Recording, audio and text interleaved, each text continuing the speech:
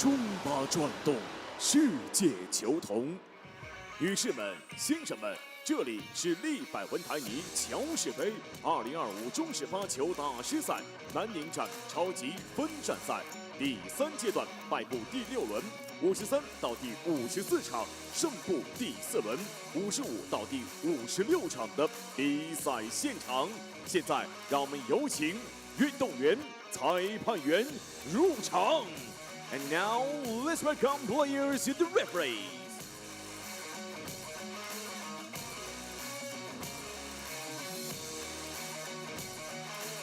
Table 2，2号台由来自韩国的朴永俊对阵来自中国的张太一。本场比赛裁判员李勇。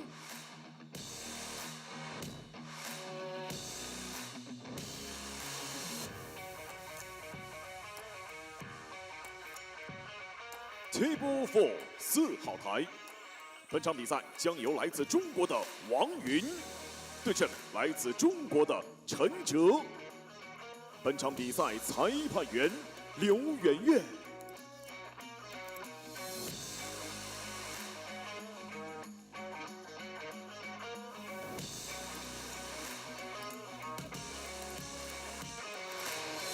Table 7，7号台。由来自中国台湾的刘正杰对阵来自中国吴振宇。本场比赛裁判员刘宇。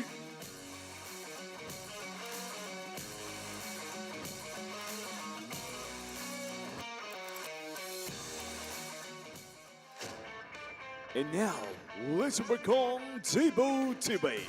此刻登场 TV 台。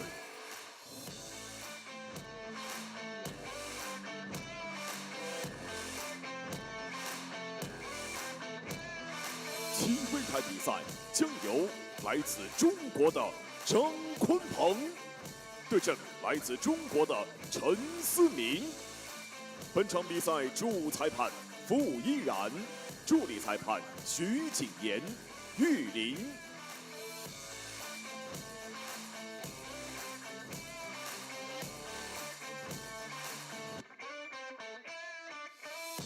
现场以及线上的各位观众，这里是正在广西南宁为您实时直播的利百文台泥乔氏杯2025中式发球大师赛南宁站超级分站赛的比赛现场。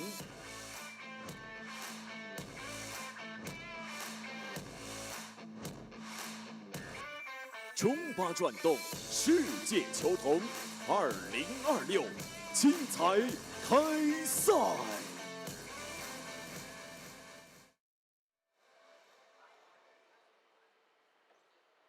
张国你好，陈子明你好，请双方选手争夺开始选择权。听我口令，预备。3、2、1，开始。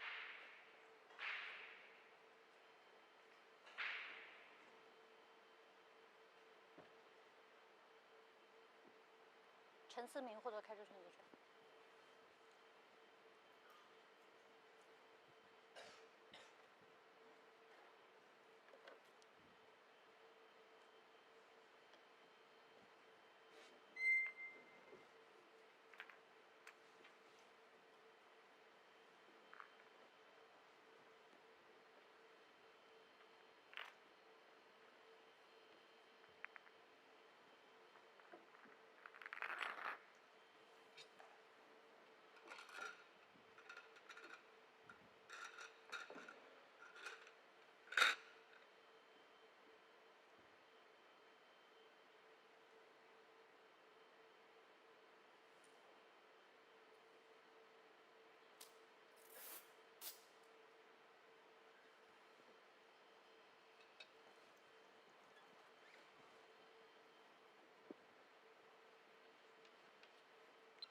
比赛开始，第一局，陈思明开球。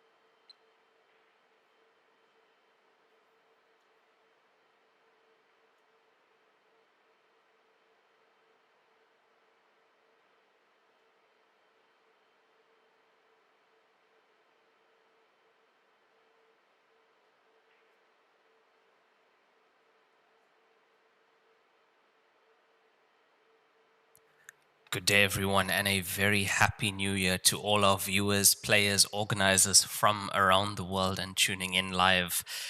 Welcome to the 2025 Joy Heyball Masters Nanning Station Super Tour. This tournament has been going on since the 25th of December, ends on the 4th of January. That will be the day of the final. But for now, 8 players remain in this tournament. And what a match we have on the TV table. This is from the one-loss bracket, which means these two players have taken a loss in the last 32 Stage 3 double elimination phase of this tournament. We have Zhang Kunpeng going up against Chen Ziming. This is a race to 17 winners break format, and Chen will be getting the one ball off the table. It'll be her last ball. That'll be the handicap ball. And this is going to be a very, very tough match between these two. Met on countless occasions, of course, throughout these tournaments. Both players who make it very far in these tournaments. Zhang Kunpeng was in the final of the Zhejiang station, that is the previous Joy Heyball Master station that was won by Zhao Ruliang. How far can he go? Can he get into another final here? Or is he going to be stopped by Chen Ziming?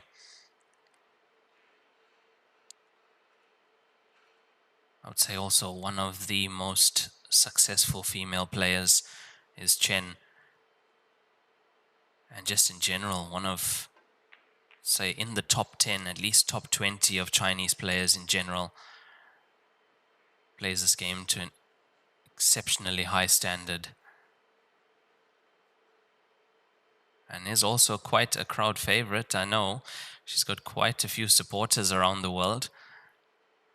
I know when we are on stream, a lot of comments come through. Where is Chen Ziming's game? Can they watch her? I think this is a perfect TV table match for this evening session. Yeah, so 8 players remain out of the 32 that started. Just one international player left, and that's Yongjun Park. He did win his match on the TV table this morning. Gareth Potts, unfortunately, was defeated by Zheng Taiyi. That match was on table 2, was being live streamed. Quite a few of you guys was able to get through and watch that on the QQ streams. Now 4 tables in play, and the links to the draws brackets are in the description on Facebook and pinned comment on YouTube as well. Now you'll also see the live QQ links, so you can have a look at that. Those are the other tables live. There's 13 links there, but it should be the first 4 with the matches on at the moment. So we have Yongjun Park against Zheng Taiyi. That is another losers bracket match. And then the winners bracket matches, Wang Yun against Chen Zi and Wu Zhenyu against Qing Liu. That's on table 2, 4, and 7 respectively. Now Zheng Taiyi, he really showed his form against Gareth Potts, at least in the first half of that match. I think he ended the match with 7 break-in runs, had 4 in a row, including a rack-in run, so 5 consecutive run-outs, and at one point in time was 10-2 up. But of course, Gareth Potts didn't let the scoreline stay like that. He was able to come back. I think he brought it back to within 3 at least towards the end of that one, but at the end it's tough. As soon as your opponent gets to the hill, you got so much more pressure on you if you are 3 or 4 behind.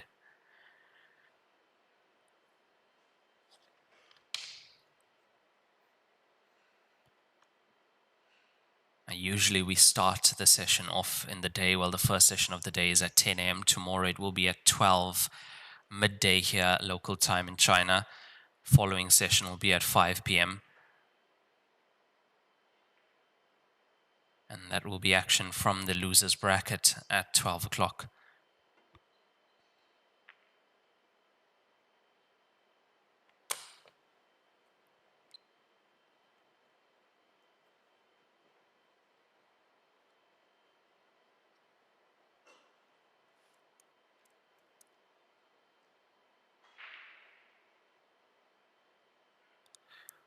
If we have a look at Kunpeng's run to this far in the tournament in stage 3, defeated Zhao Long in the first round, 13-8.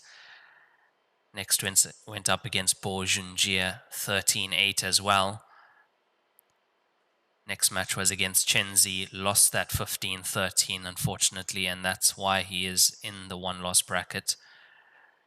And then had to play Bo Junjie again, won that 15-9. That was earlier this morning at 10 a.m. So that's been his run in the tournament thus far. So he was eliminated by one of the players that are still in the winner's bracket, Chen Zi.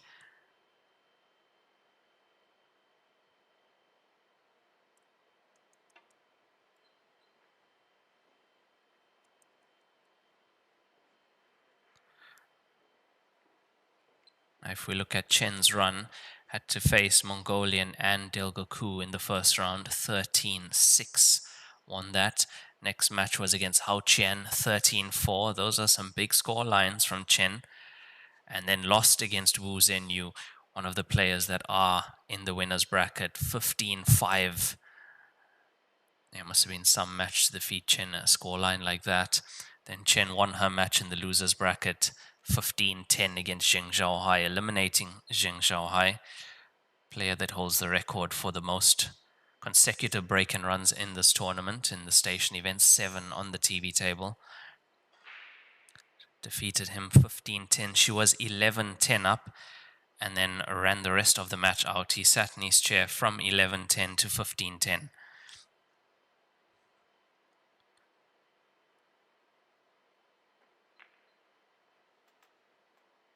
That's a good pot, but where's the cue ball? Didn't expect it to go that far, not behind the 13 at least.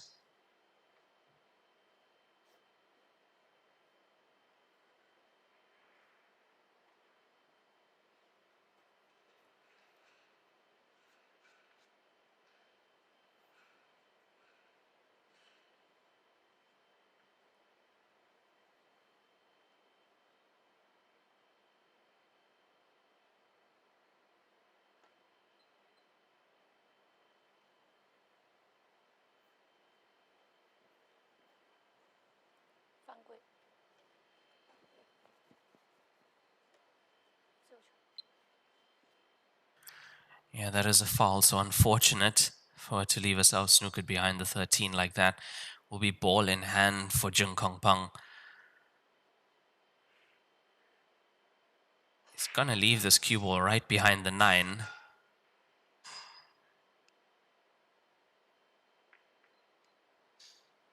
Like that, pushes the 7 out of the way. So what he wants here is another ball in hand. I don't think he's going to get it though, because I expect her to get the 2.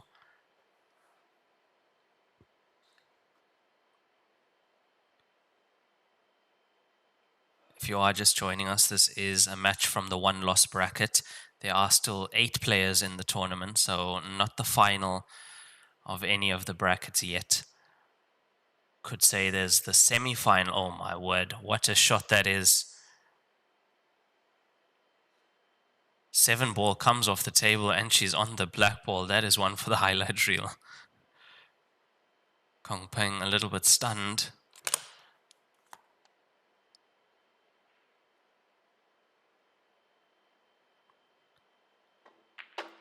Yeah, that was a frame she was not supposed to get. What a pot that was on the 2 ball. As Chen Siming gets her first point on the board, she's 1-0 up against Zhang Kunpeng.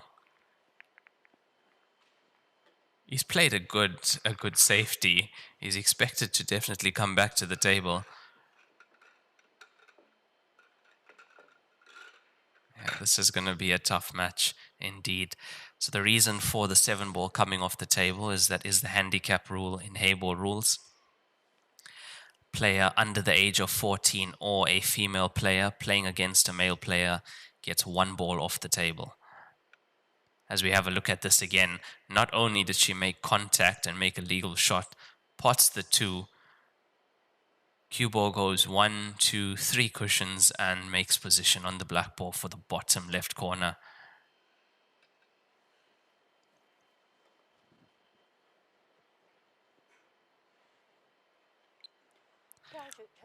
winners break format. This is a race to 17. Chen Suming to break.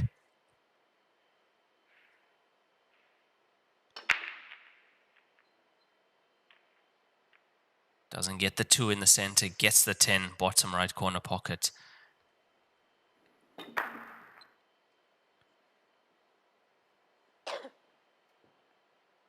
Between these two players, they are very, very attacking players. I have to say, I expect a large number of run-outs, rack-and runs and break-and runs here. An advantage taken if the other player breaks dry or any mistake capitalized upon.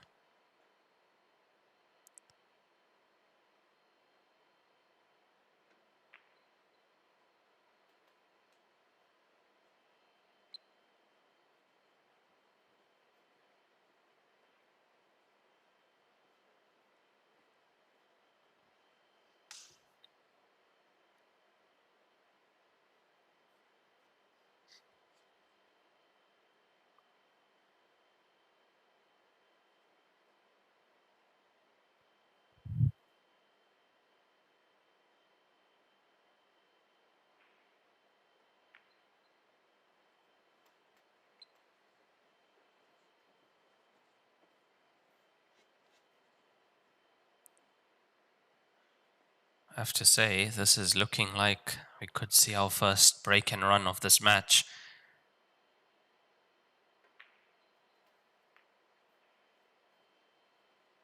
Spoiled for choice as to which ball to take off the table. Just needs to land perfectly on one of those to the center pocket.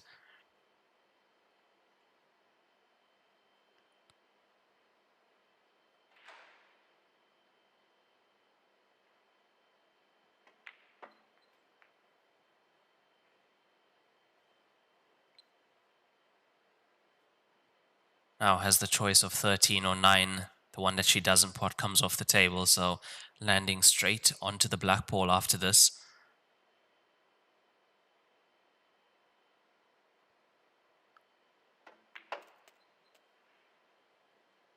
Perfect. Down to the same pocket as she took the first point with. Black ball to the bottom left corner. It's their first break and run of the match. Chen Suming is 2-0 up against Zhang Kunpeng with our first break and run.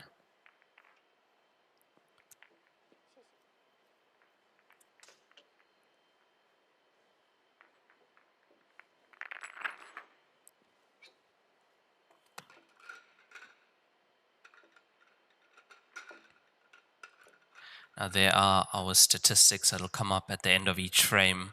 I expect to see those numbers going quite high in this being a race to 17.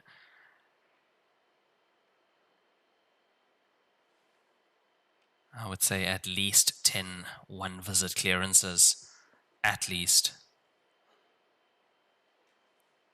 And there we have a good look at the arena, the main stage, that beautiful Joy Q8 golden leg table, the official table of the Grandmasters Finals. This tournament presented by Joy Billiards and Lieberwin Cloth. We are using the Lieberwin 8848 for all the tables here at this tournament.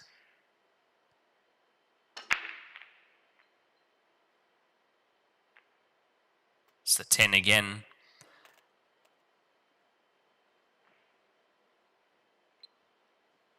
See ball into the right center also. Was it the 6? Yes, it was 10 and the 6 in on that break. And at the moment, all Kunpeng can do is sit in his chair and wait for an opportunity. How much advantage is Chen going to take of this winner's break format? She's off to a great start so far in this match.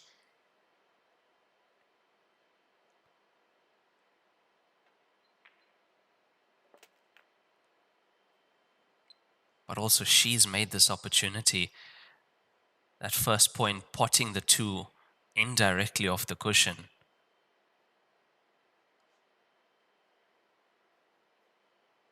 She's given herself this opportunity at the table. And I wouldn't really say it was much of a mistake from Kunpeng. It was the right shot he played. But what are the chances that your opponent's going to make that ball?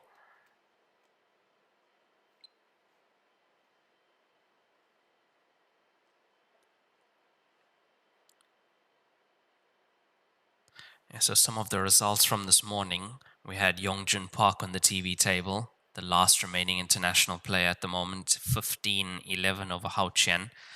Gareth Potts was defeated by Zhang Tai 15-11 as well. Kunpeng defeated Bo Junjie 15-9 and Chen Ziming defeated Zheng Zhaohai 15-10. Now, all the stats I'm reading from the live scores and the brackets, I have put the links to that in the Facebook description and pinned comment in the YouTube section as well. So you can have a look at that. You can have a look at the live QQ streams also. That's the other tables currently live. Tables 2, 4, and 7. Actually, I'll just have a look at those links and see exactly where those matches are. Those matches, at the moment, the 5:30 session, we've got Yongjun Park against Zhang Tai, Wang Yun against Chen Zi, and Cheng Liu against Wu Zhenyu.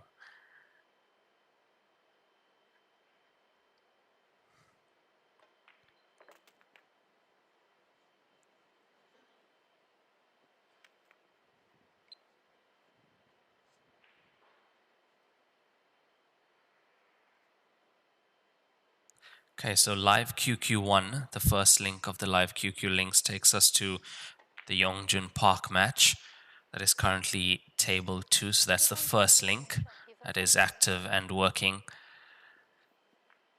If you want to watch Yongjun Park against Zhang Tai.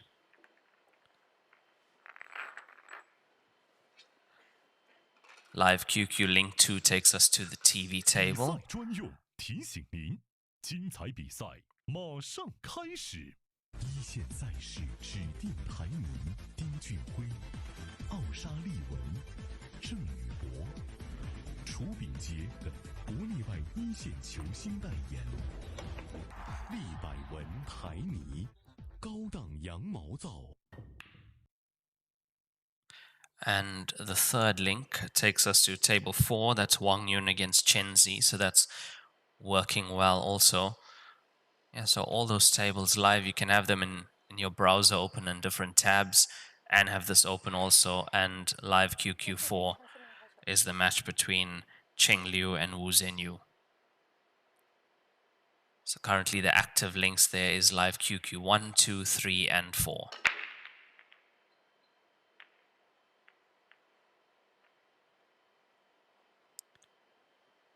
Yeah, so that was 2 consecutive break-in runs for Chen, and that's how she was able to get 3 points on the board, 3-0 up against Zhang Kunpeng in this race to 17.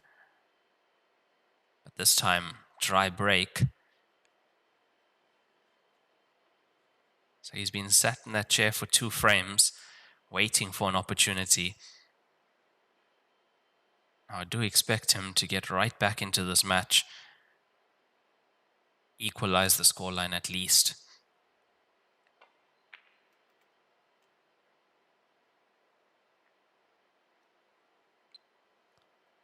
Not too clean, wanted to miss the 14 on the way through.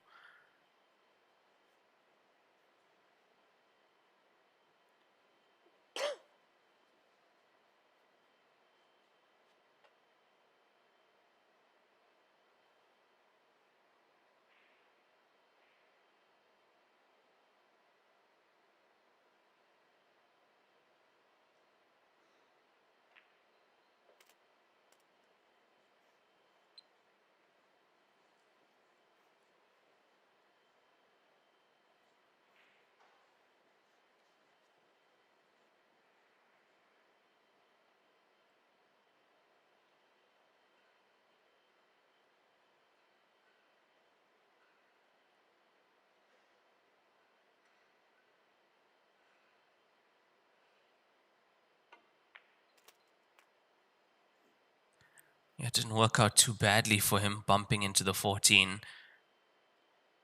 It actually meant he could take it to that center pocket.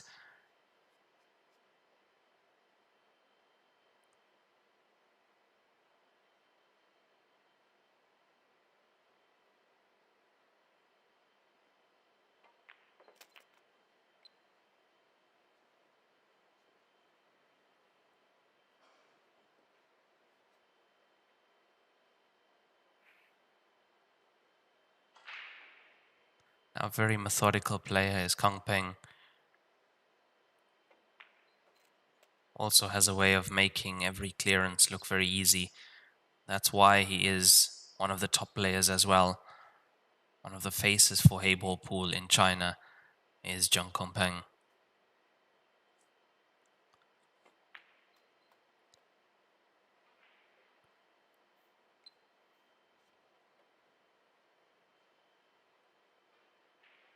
Part of Joy's dream team, but so is Chen as well. Shen Shenyi also part of Joy's dream team of players. 29 years of age is Zhang Kunpeng. Been playing this game for well over 10 years. And that is a very clean rack and run from Zhang Kunpeng as he gets his first point on the board. Let's say we are going to see quite a few clearances here so far. 4 frames played, 3 one-visit clearances.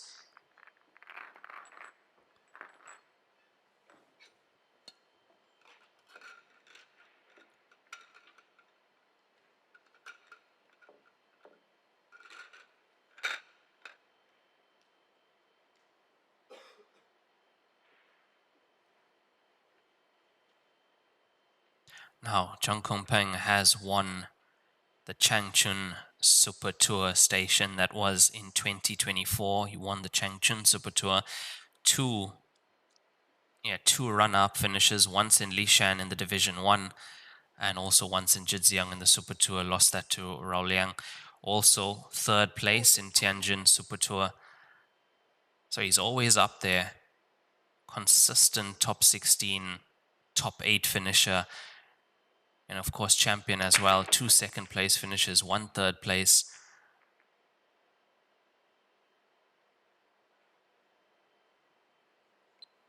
Now, when he did play against Zhao Ruliang in the Zhejiang Super Tour, he was coming through the loser's bracket also. And we have spoken about this loser's bracket. You are playing twice a day. And now it's race to 17. So it's a race to 17. Now a race to 17 tomorrow morning, a race to 19 tomorrow evening.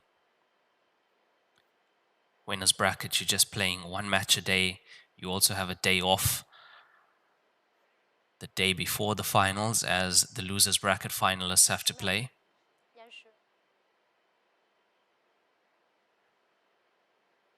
Makes a difference, takes a toll on you. These matches can be 4 to 5 hours long.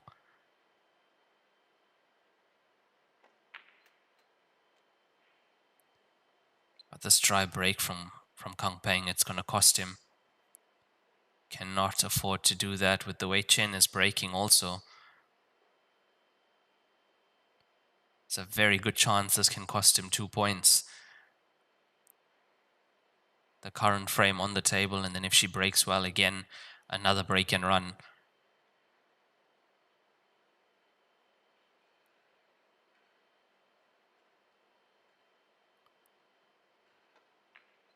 If she takes this point, she'll be 4-1 up on Kunpeng. And what has he done? What mistakes has he made? He's put in a good snooker, first frame. She comes out pots and then breaks dry, and you 4-1 down.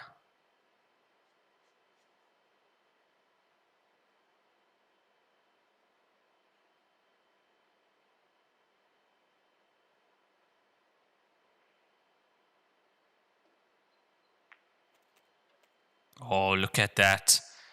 Oh my word, she knew immediately.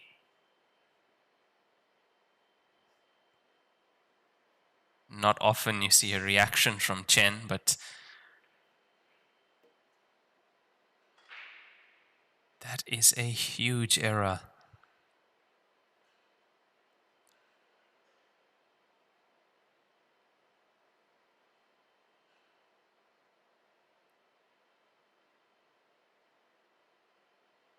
She knows it. She knows what an opportunity this was. I mean, look at where the 14 and 15 are. She doesn't need the 9. Just needed 3 stripes.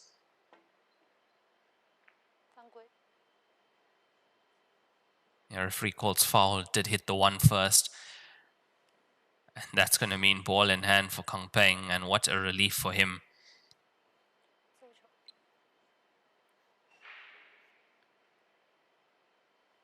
The only thing he can do, I mean, with the form that Chen is in and currently leading already, although it is early stages, he just needs to minimize the errors, because if he is going to try break, it's going to cost him.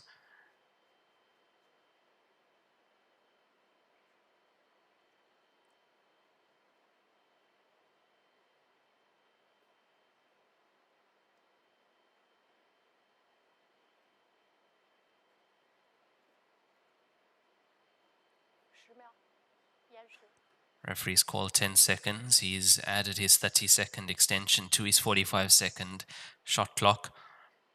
Players get one of those per frame.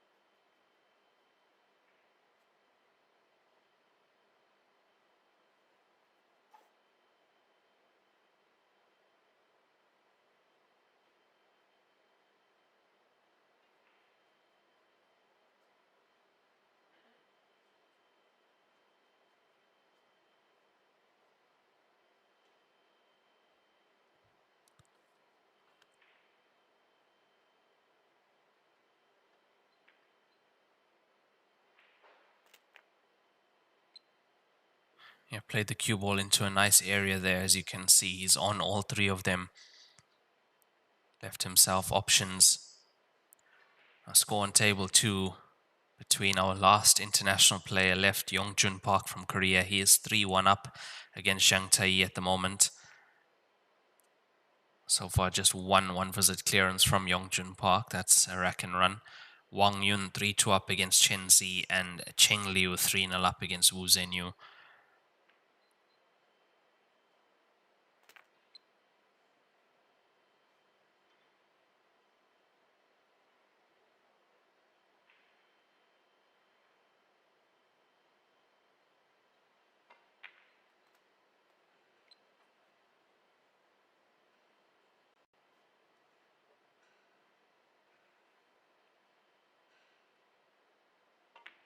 Yeah, takes that opportunity to the table.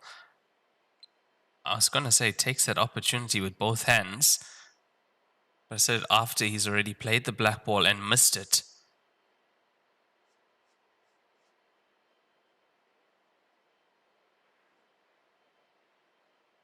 What have you done, Zhang Kunpeng? I have never seen one of these players miss a shot like that, ever. Ever.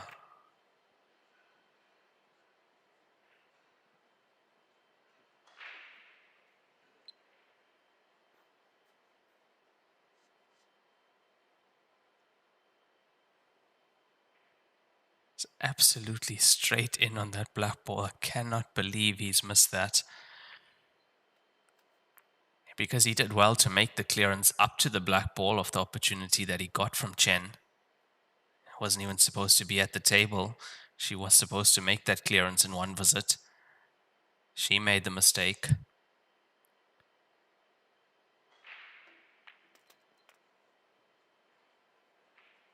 But I don't think she's going to make a mistake from here. She's almost straight in on this black ball to the top right corner pocket.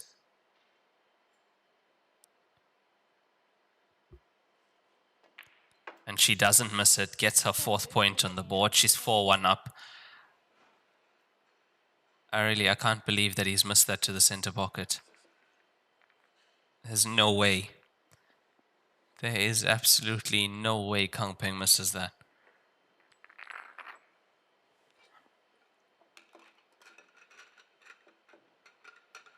I don't think he got a kick or anything like that either. He was almost perfectly straight on it to the center. Catches the inside jaw, kicks it out.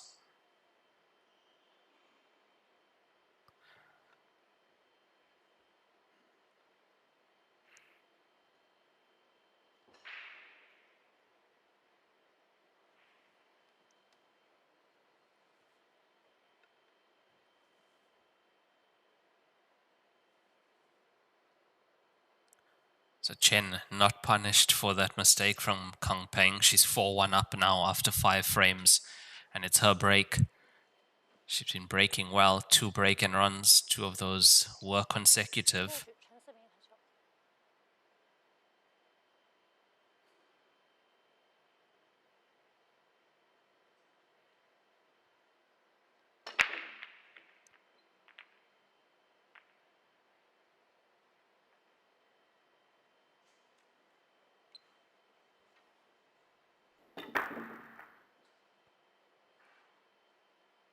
Don't see a ball in. That's a dry break from her. And it's going to be Kunpeng to the table, but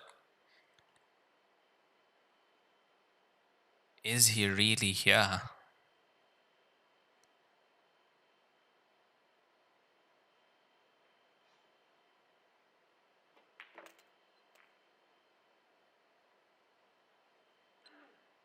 He's opened up the 13, unfortunately pushed the 7 towards the 14. I don't think that 14 is potable.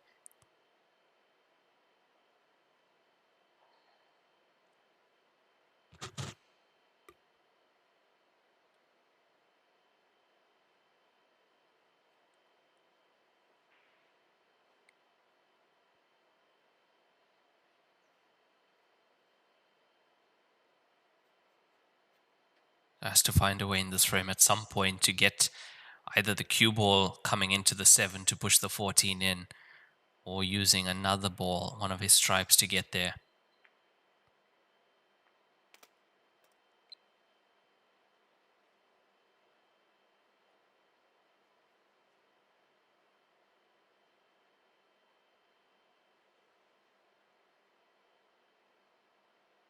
What he could do here is play through the gap or go for the 9 straight away. Gets it out. Where is it heading?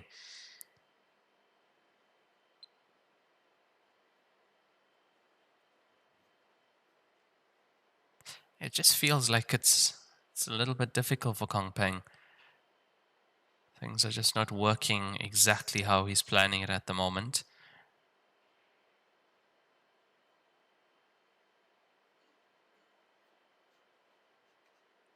And I would say that Chen is getting a good run so far. If she starts getting a few more breaks in, she's going to get more break and runs.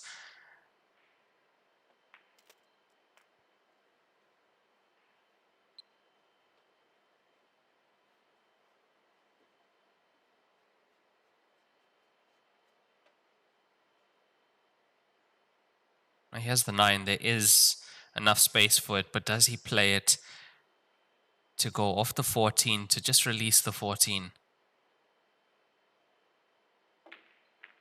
Yes, he does. It could have been worse. 14 is potable. Can use the 13 to get there.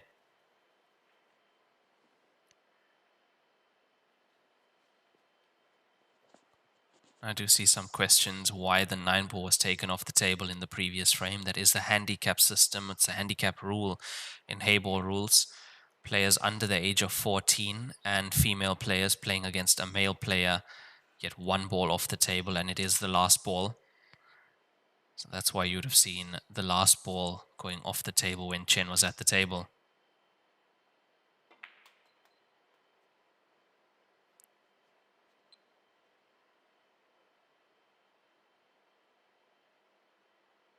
Another black ball to the center pocket. And this time it's there. Kunpeng gets his 2nd point on the board.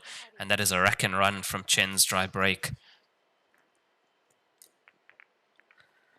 So far, Kunpeng 2 points, 2 1-visit clearances, 2 rack and runs. Chen Ziming with 2 break and runs and 4 points. 皮头职业版，采用进口头层水牛皮，韧性好，弹性持久，苛刻精选，粒粒碾压，严格质检，世界职业球员必用的皮头，超级蓝钻，祝您夺冠！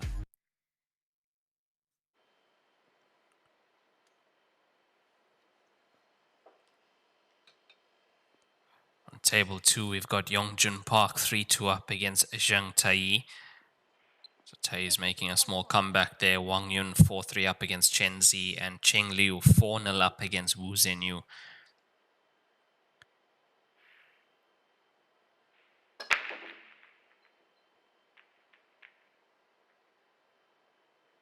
Don't see a ball in on the break.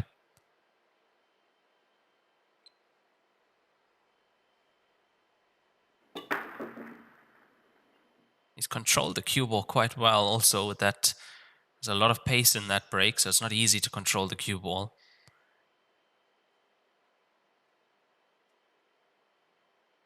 Now a break and run is, as it sounds, it's a run out off your break, and a rack and run is when you make a run out or a one visit clearance off your opponent's break at your first visit to the table. So if your opponent breaks, pots a ball, runs half the rack, and at your first visit to the table, you make a one visit clearance, that counts as a rack and run.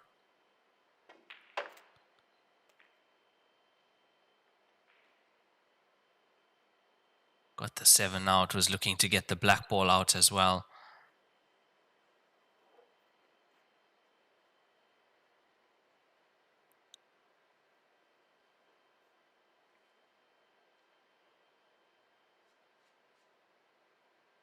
But have a look at the lineup she's got outside the left center pocket. She'll definitely be able to find a way to release that black ball.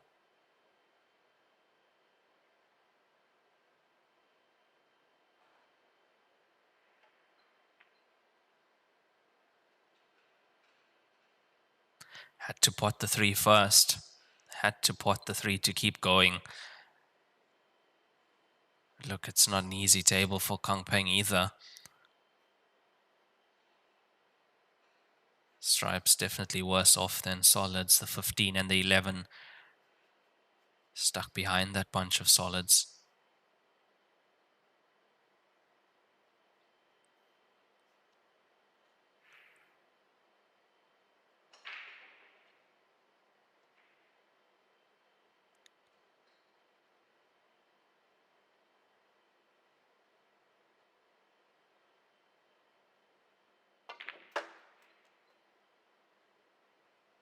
Good pot. That's pretty much it from there. Cue ball running straight into the 6. They will see it again. Look at the pace he's put into this.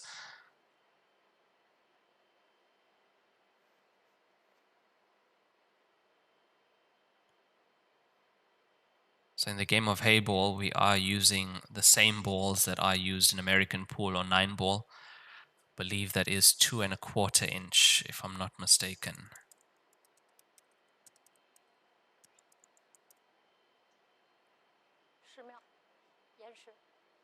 Yes, it is. 2 1/4 inch balls are used here.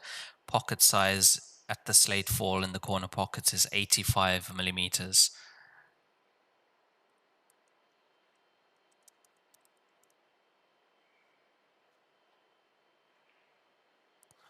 Which means the pockets are quite tight. It's a ball and a little bit on each side that fits into the pocket.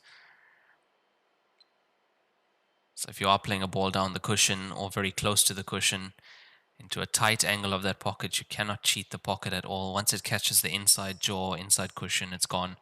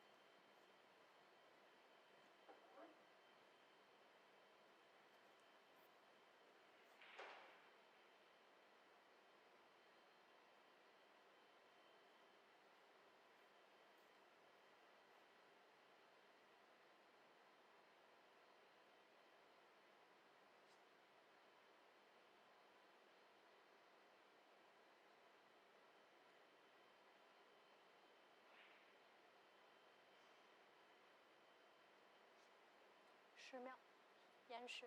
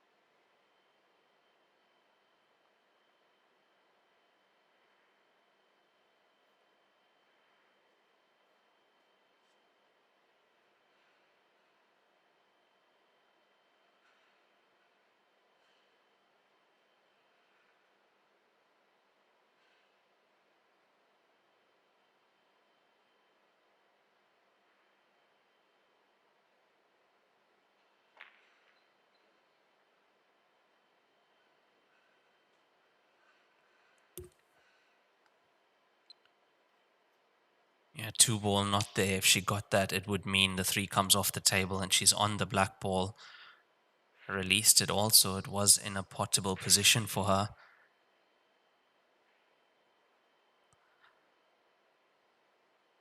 Kunpeng doing the same thing. Cue ball behind the 11. Yes, he is. But this time pots.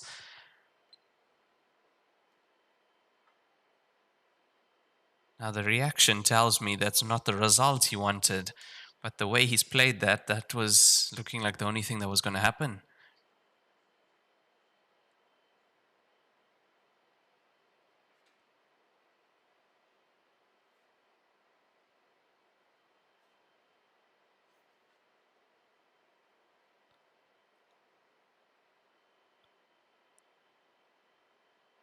This is going to be end of visit. It is.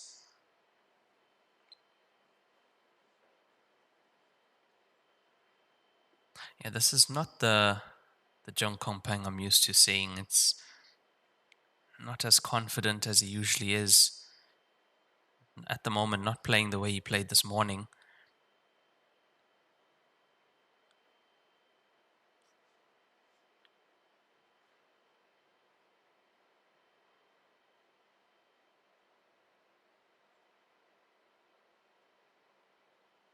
And there you can see she almost has full ball of the 2.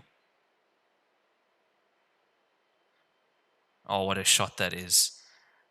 What a shot that is from Chen.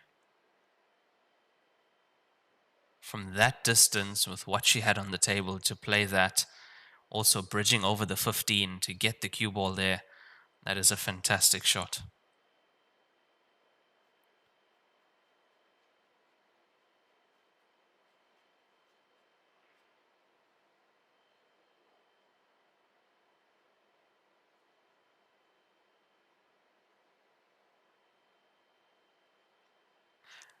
Look, I expect him to get this. He's got too many stripes on the table to not.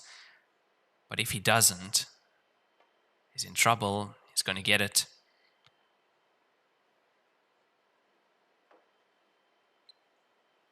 There's a legal shot. In Heyball rules, you have to make contact with the cushion after contact with the object ball.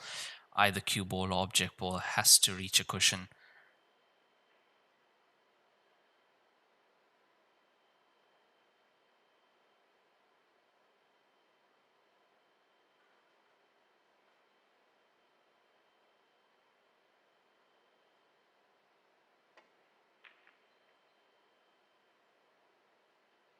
Very nearly, but even if she got the pot, wouldn't have been on the black ball, unfortunately. And now it's a half a chance for Kunpeng.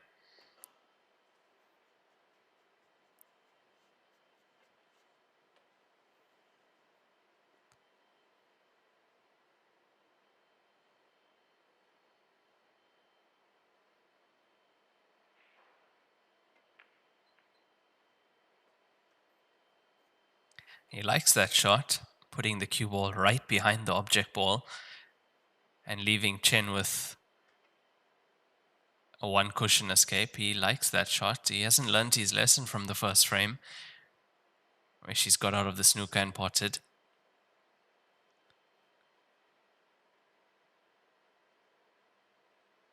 Look, In this case, though, potting the 3 wouldn't really do her much good because 2 comes off the table. She's going to have to play the black ball, but the 3 might end up in the jaws of the pocket. But she's misjudged it. Unfortunate. Cue ball in hand for Zhang Kunpeng, but referee hasn't called a foul. Did she get it? It was the slightest of touches. I saw it on the replay now. There it comes. From our camera angle, we couldn't see that she got it. There, look at that. Yeah, that's why I thought it was a foul, because from here you didn't see the 3 move.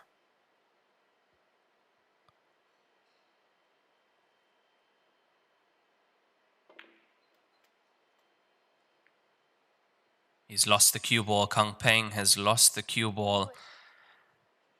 You cannot make this up. What is happening to Zhang Kunpeng?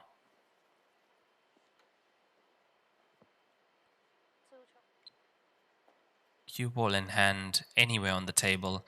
She just needs one of these solids. Yeah, a wry smile from him, but he knows things are not going his way.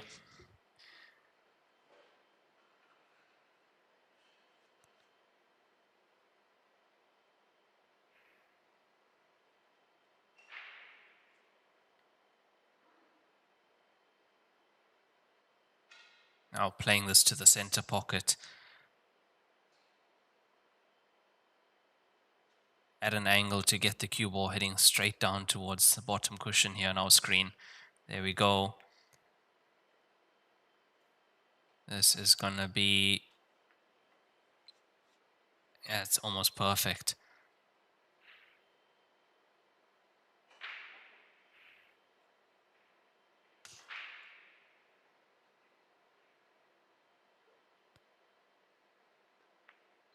And that for a 5-2 lead over Zhang Kunpeng. Chen Slimming, 5 points now after 7 frames played. Another mistake from Kunpeng. Unforced error. Now we will have a player break after 8 frames played. Score at the moment is 5-2, so best case scenario for him, he makes it 5-3. Worst case, of course, we go into the player break with Chen leading 6-2.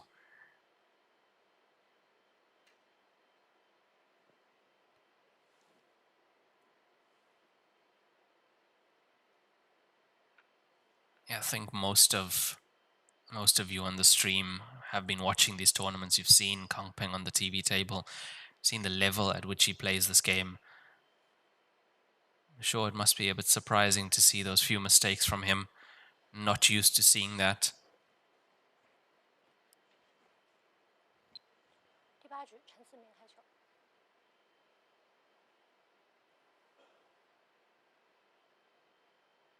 Important frame now before the player break.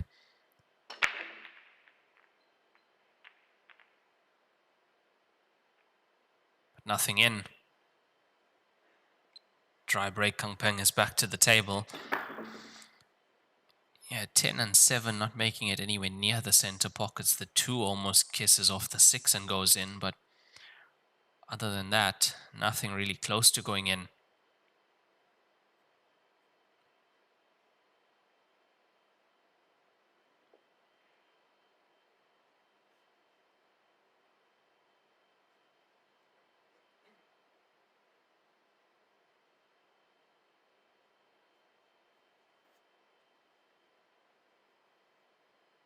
Now being a race to 17, you think possibly Kunpeng knows that he will catch up. I mean, it is quite a long race. You look at the score, we're still very early stages of this match.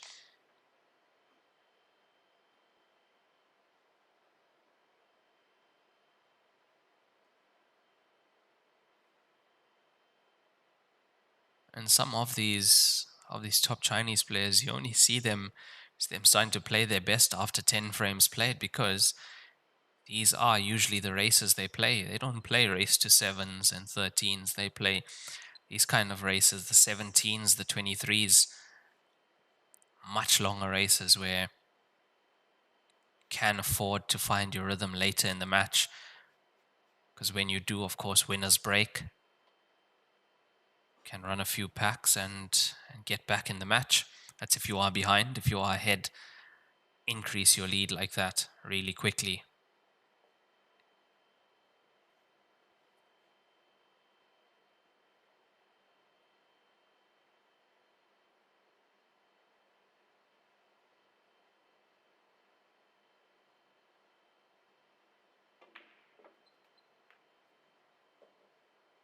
Now we did get a camera angle from this side of the table. The 14 does go by the 3 into the center pocket. That's the green stripe 14 left side of the table.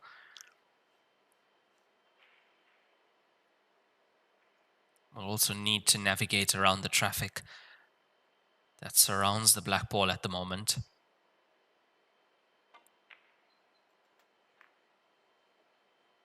Oh, look at this. Look at this.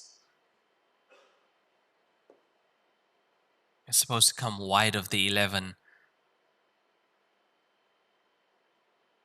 Again, not often you see the reactions. Wide of the 11 leaves him on the 12 to the bottom left, which leaves him on the 14, 11 last.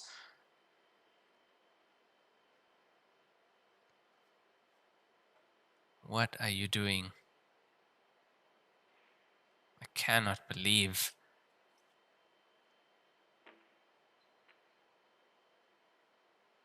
And he's going to leave the 6 available. The 6 is available. Everything is there on solids. Chen is quick to the table. She knows. She knows what he knows. That we are most likely going into the player break with Chen 4 frames up on Zhang Kunpeng.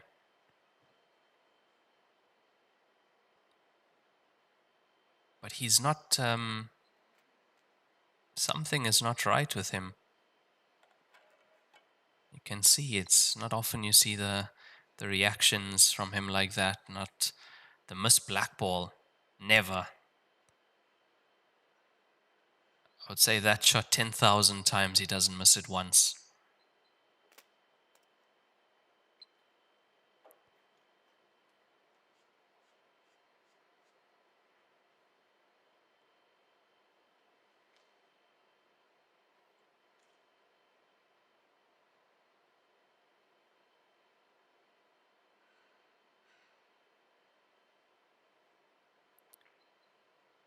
And these players, even when they aren't on their A game, their B, C, D game is so strong, it still rivals the best players in the world. So, I think that's why I'm so surprised at the few mistakes we are seeing from Kunpeng, because they are costly. This stage in the tournament, 8 players left. You're playing against an in-form Chen Siming. What is going to happen?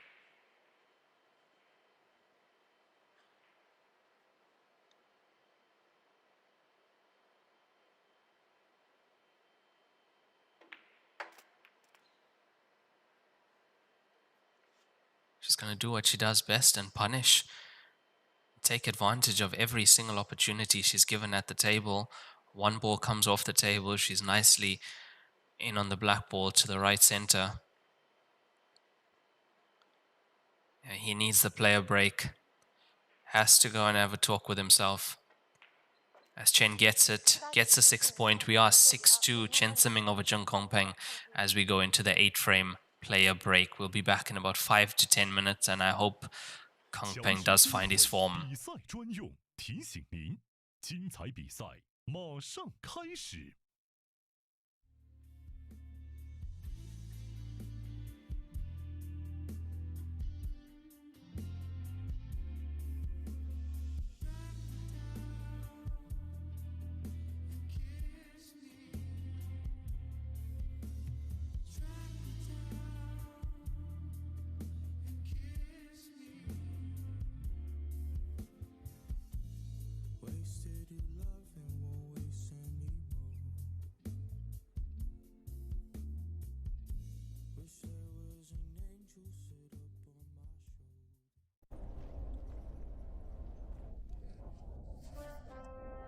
孙啥功名不要？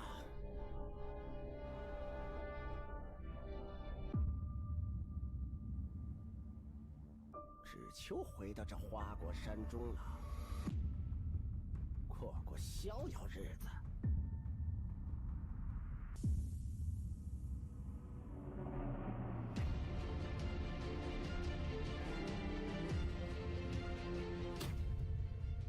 天要求干，换一切为可能。欧尚地毯，突破核心科技，从智能车间到高品质球房，重新定义标准，为每一个台球梦想铺好第一步。铺好毯，打好球，不掉毛，零干扰。职业选手的第一选择，欧尚地毯，掉毛地毯终结者。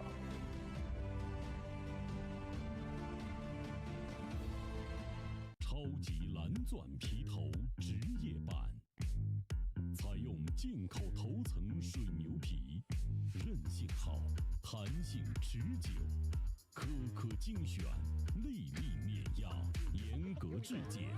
世界职业球员必用的皮头，超级蓝钻，祝您夺冠！罂粟胶边具有国内胶边很难做到的特点，罂粟胶边的硬度达到了45度，使反射角高度接近入射角。罂粟整条胶边误差小于20丝，因而各部位酷性一致。欢迎各品牌厂家使用罂粟胶边来提升台球桌的专业性能。好胶边罂粟皂，好胶边罂粟皂。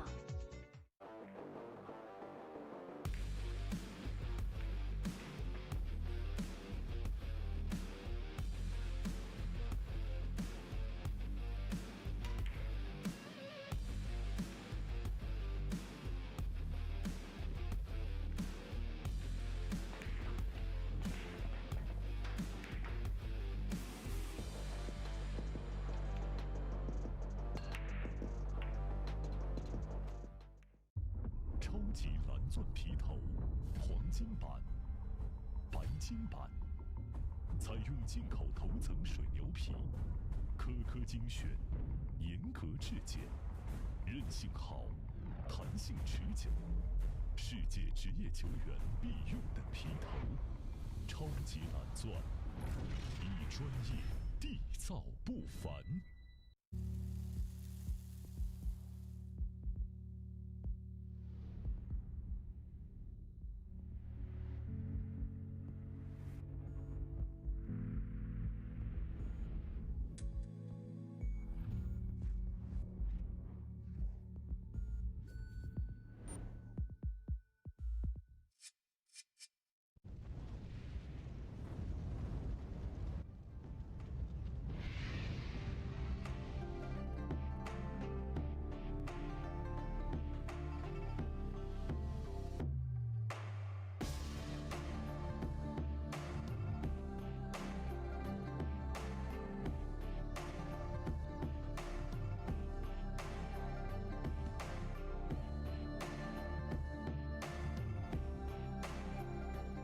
2025赛季中式八球大师赛收官之战，利百文台尼乔氏杯2025中式八球大师赛南宁站，全球顶尖选手着陆绿城南宁，甲级赛、超级赛近1000万奖金池，虚位以待。赛事与首届南宁台球产业博览会同步启幕，以沉浸式体验空间展现中国制造。以国际高峰论坛探索品牌出海新路径，深耕南方市场，拓展中国与东盟的台球产业链之路，让中式八球的竞技美学与文化内核跨越国界，为推中入奥、注入东盟动能，书写“一带一路”体育人文交流新篇章。大师赛南宁站由198乔氏台球俱乐部倾情打造。198乔氏台球俱乐部以打造高品质台球文化生态为使命，打造集竞技娱乐、文化交流于一体的生态平台，引领行业生态革新。作为国内首批乔氏官方认证的全乔氏球房，198坚持以赛事为媒，以创新为翼，见证中国台球产业的蓬勃力量与人文温度。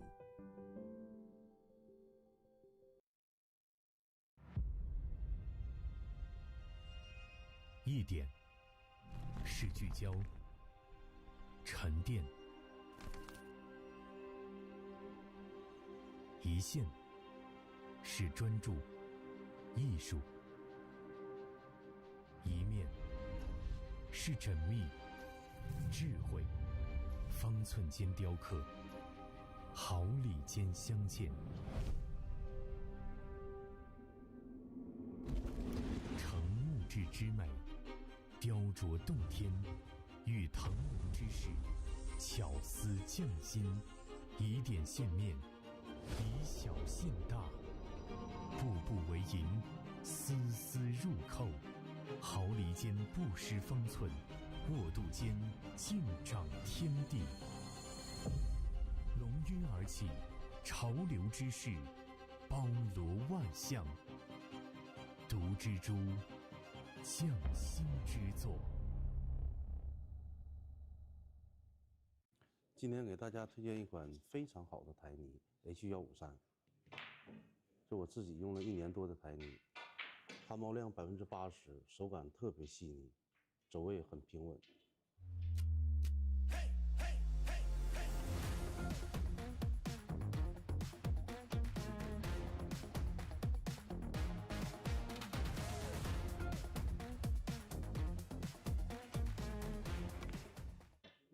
根据我自己用了1年多的这个台泥，这个 H153特别适合我们球房用，一些中小型比赛也特别适合它用。如果你的球房想用一款非常好的台，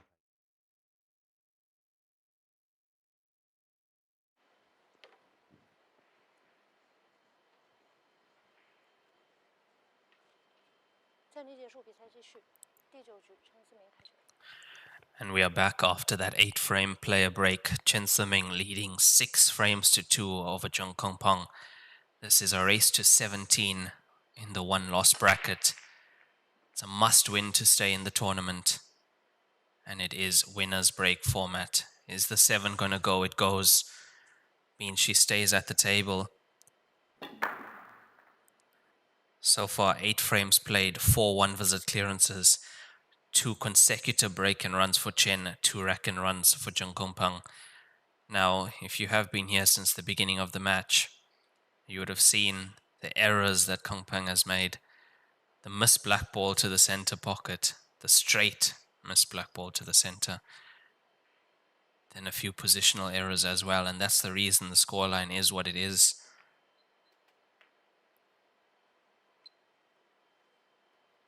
He has not been himself thus far. I did see some comments in the Facebook comment section saying that after the break, he will be back to himself and find his form. We do hope so.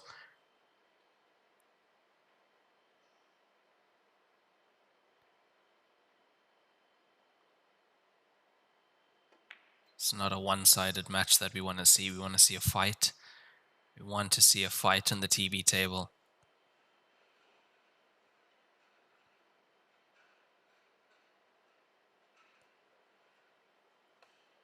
Now looking at the layout, 11 ball looks to be a bit tough if it doesn't go. I don't think it does. It's next to the 5. Even if it does, to land on it perfectly. So that can be the ball that she takes off the table. Oh, look at that. She's hit that wide. How has she caught that so thick? She was getting the cue ball over to the left side anyway. That's a strange way to miss that ball.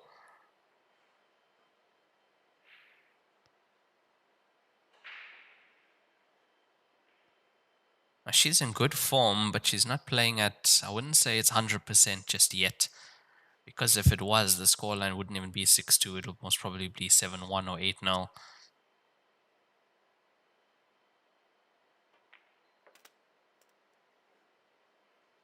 It's the second time she's made a slight error and opened the door for Kunpeng.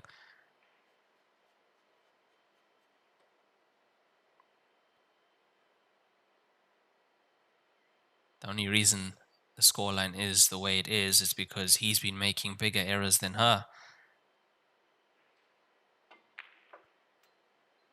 That's worked out well. He's pushed the 5 over the center pocket. Now he has to be on something. Has to be.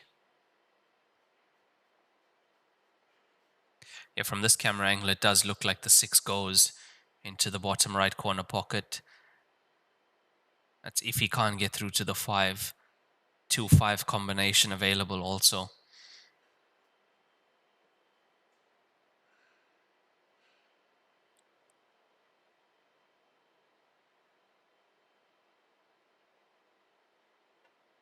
Control the 2. Yeah, decent.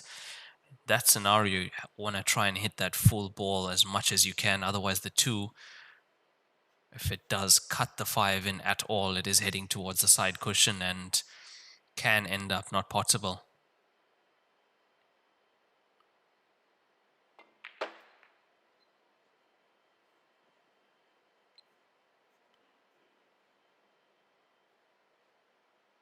Love that sound when the ball hits the back of the pocket. But I don't love the look of that. He's half snookered himself behind the 13 for the 2. Again.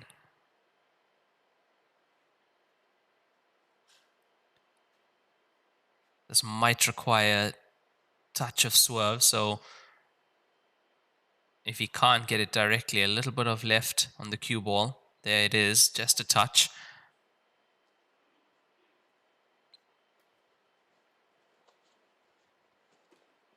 He's really struggling out there at the moment. It's tough for him. You can see it.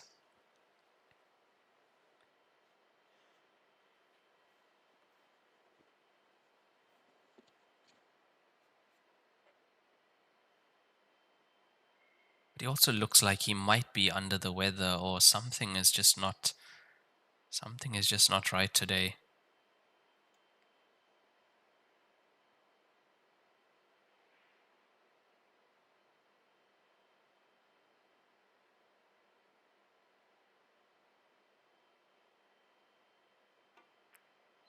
Does he get it? Gets it. And he's nicely on the black ball.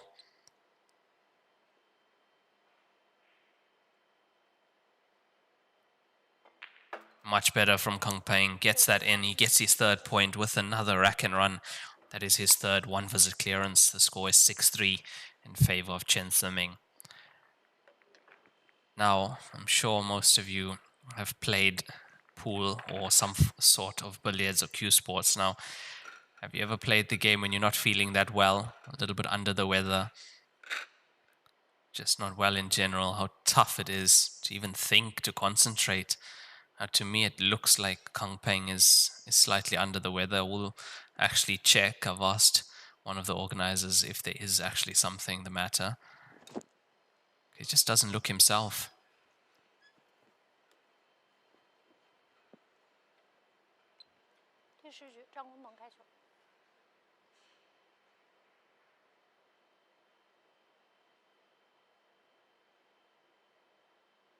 Certainly doesn't look like he's enjoying himself out there just yet. You can see why. Cue ball in straight into the top right corner pocket.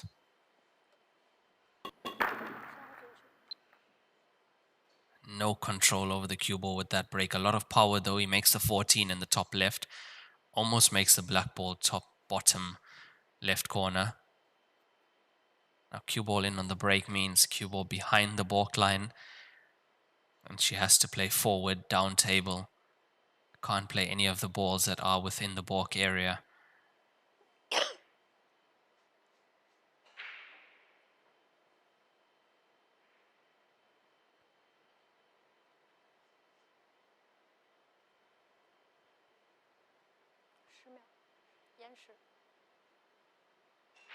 She's called an extension for this one. It looks like she is going for the 5 ball to secure solids.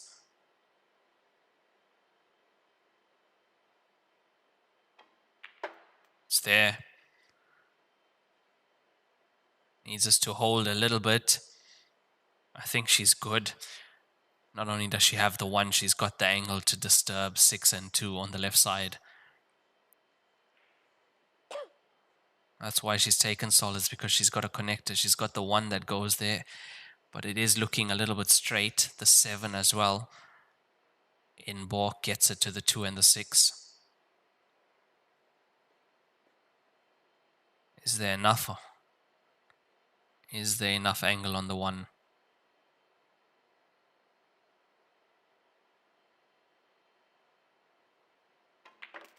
No. Wasn't enough. Didn't want to force the pocket either.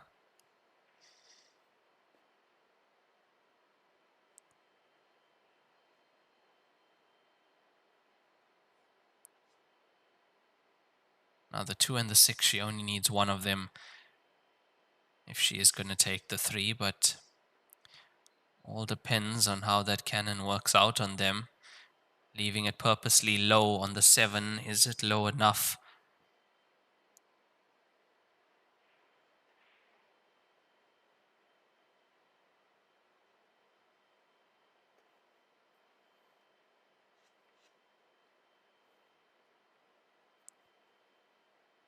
Now in an ideal world, the 6 goes over the center pocket and the 2 comes free. So 6 over the center pocket, but 2 and 3 still a problem.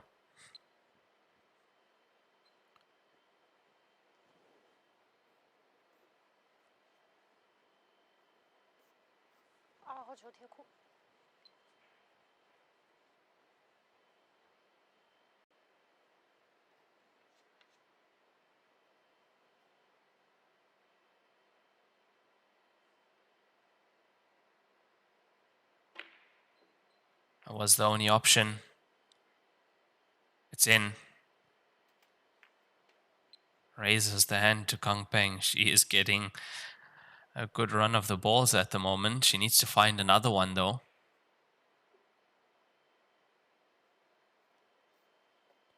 Yes, her referee had called that that was a frozen ball as well, which meant it was very tough to get that bank in to the center pocket without getting the double kiss.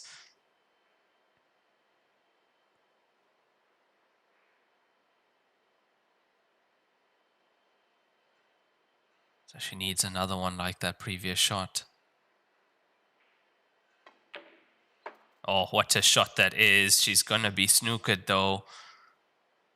3 ball comes off the table, but she can go 1 cushion here.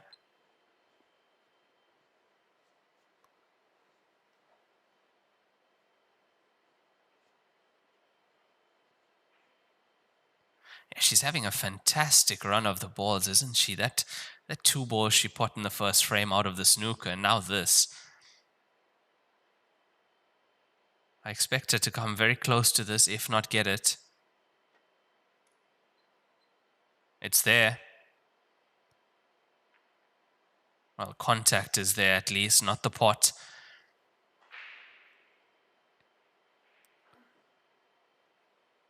Look at this 6 ball. Smash that into the bottom right corner pocket. Previous to that, getting a bit lucky with the 2. And that would have been another clearance of Kunpeng's break, as he did put the cue ball on that break.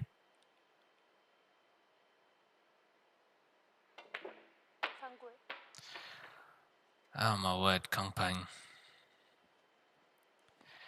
Look, he's tried to do a lot with the cue ball off that. In that case, it's a foul. The ball goes in the pocket, having left the table. And that is cue ball in hand, and surely 7 point on the board. She keeps the 4-point lead over Kunpeng. 7-3 up.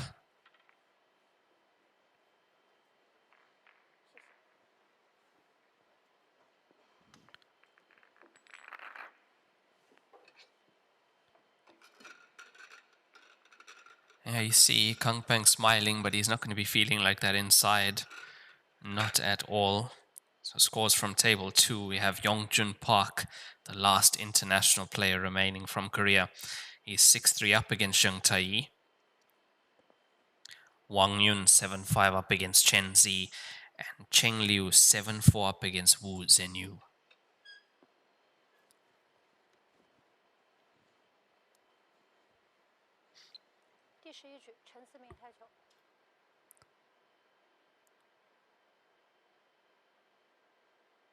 Eight players remain at the moment.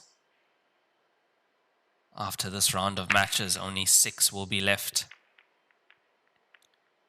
Currently playing on the other tables is the semi-final of the winners bracket.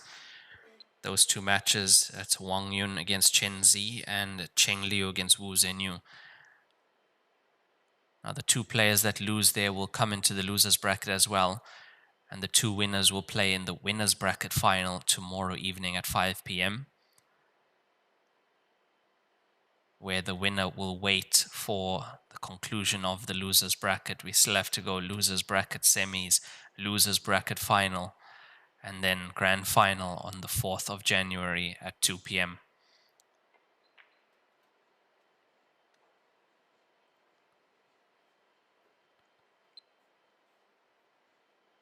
Now it seems like Chen is struggling a bit with the break, but it's not really affecting the scoreline much because Kunpeng can't take advantage of it.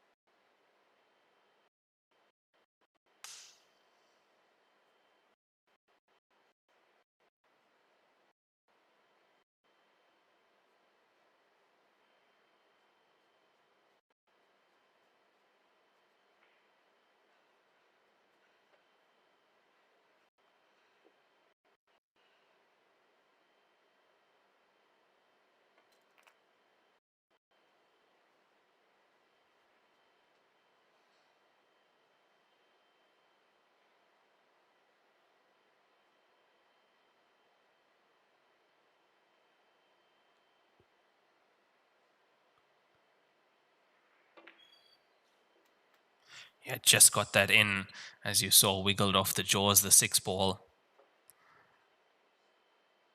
Needs to make certain of these last 2 pots before the black ball. There we go. You see it heading towards the jaw. Caught a lot of the outside jaw, did that 6.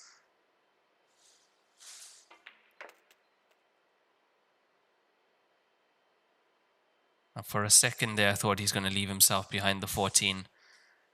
That's the pattern. That's what's been happening so far in this match.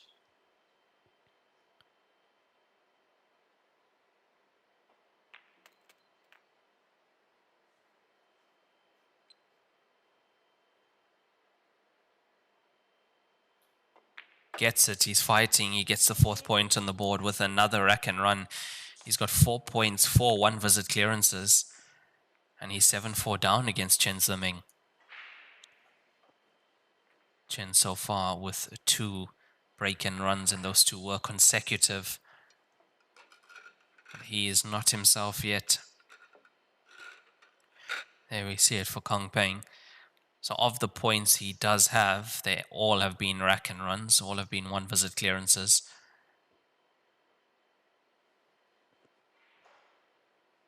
Now you minus the bad luck he's had and the few unforced errors, and you take away the good fortune that Chen has had, and it's a very different scoreline here in this match.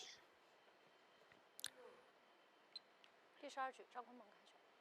It looks still very early stages. I'd say a third of the way to the finish line. This is a race to 17. Controls the cue ball a bit better this time at least.10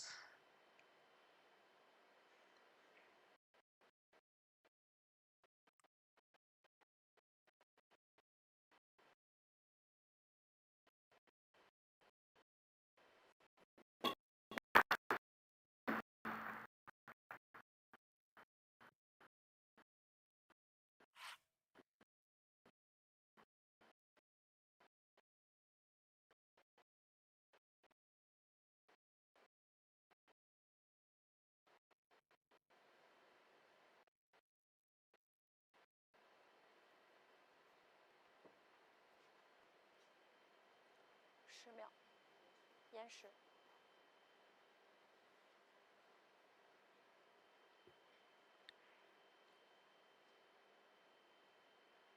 Yeah, I do see the network not really behaving itself at the moment. We do apologize for any inconvenience caused, or any delays in the stream.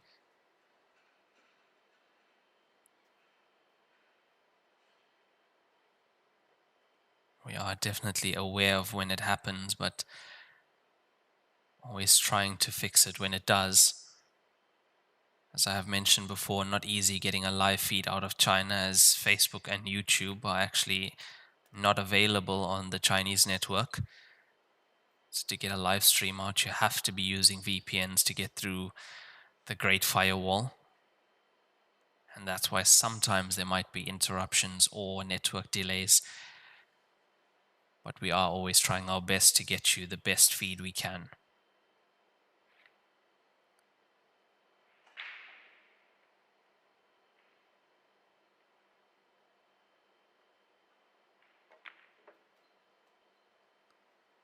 That's a good pot in the 9.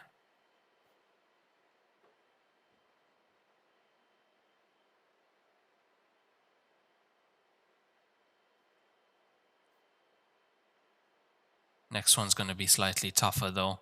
If she is taking the 14 on with where the cue ball is, you are bridging over the cushion. Elevated bridging to add to that, to hold the cue ball. Very well played. Cue ball needs to hold though. She's good. Now the reason she didn't just play the top of the cue ball there and let it run naturally, she was always hitting into the 2 ball.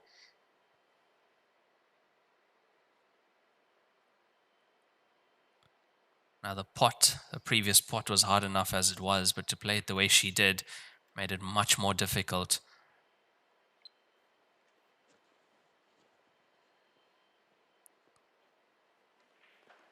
Now Chen was the finalist in the Division 1 Tour tournament here at the Nanning station about a week ago, lost in the finals to Kong Dejing. Surprisingly, Kong eliminated quite early in this tournament.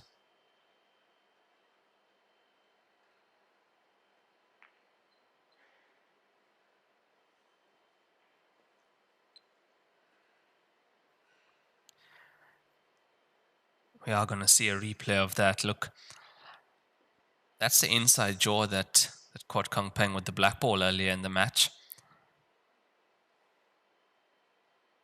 But those center pockets, there is no room for error. Even that, it might look easy from here, but at a tight angle like that.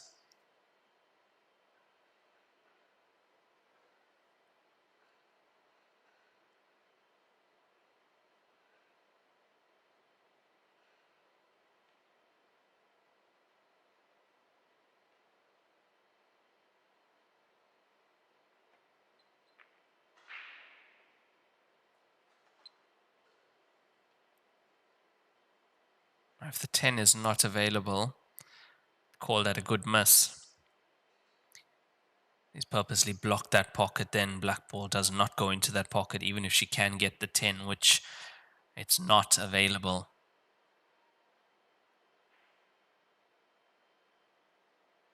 Yeah, so if the stream does lag at all, we are always, well, I'm always aware of it. I know exactly when it is happening, but just do bear with us.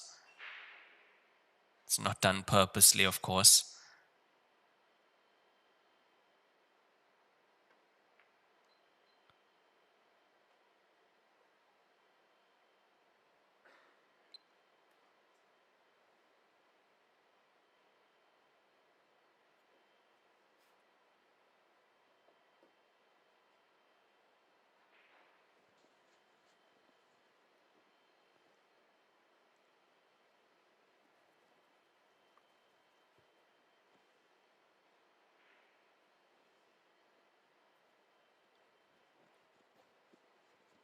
Now what can he make of this previous shot? He leaves the 4 in the corner. Doesn't leave anything available for Chen. He's back at the table. Gonna have to develop the 5 and 6 on the right side.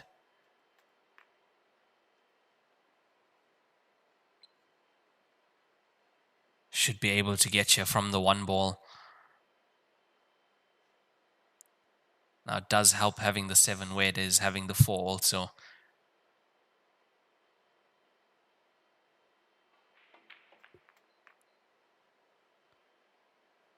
That's worked out well. That's worked out very well for Zhang Kunpeng.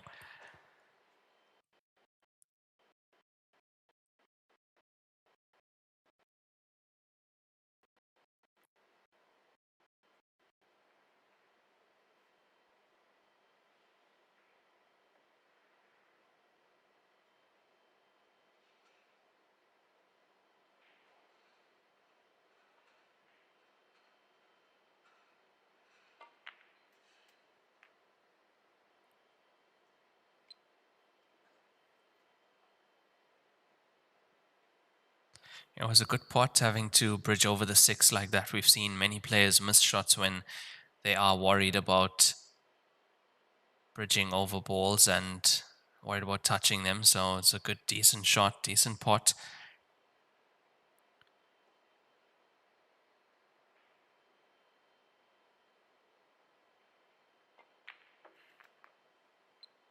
Expect him to get this point. Secured this visit by putting the 4 where he did and not leaving the 10 on.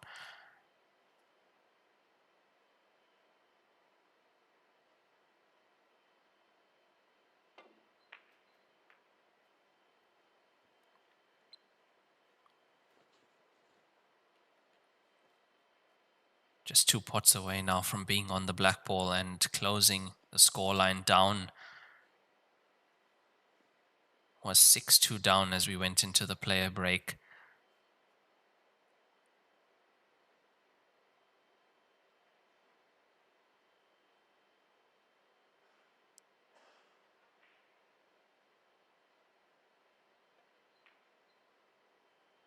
It's there. And this is exactly what can happen in these longer races. See one player dominating at the beginning, but always time for the other player to come back. There is no time limit here. So we will get to 17.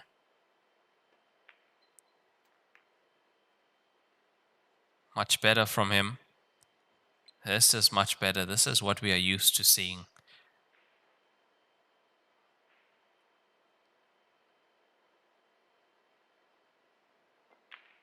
And he gets it. He's fighting. 5th point on the board. He's 7-5 down. Now just 2 frames in it between Chen Ziming and Zhang Kunpeng. 18球大师赛收官之战，利百文台尼乔氏杯2025中18球大师赛南宁站，全球顶尖选手着陆绿城南宁，甲级赛、超级赛近1000万奖金池，虚位以待。赛事与首届南宁台球产业博览会同步启幕，以沉浸式体验空间展现中国制造，以国际高峰论坛探索品。That is 11 frames played so far in this race to 17. Chen Ziming leading 7-4 over Zhang Kunpeng. She has been leading since the very first frame.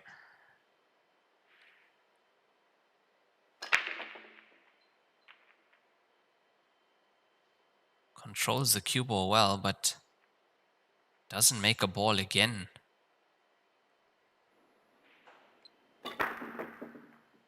And you see the amount of power that goes into the break.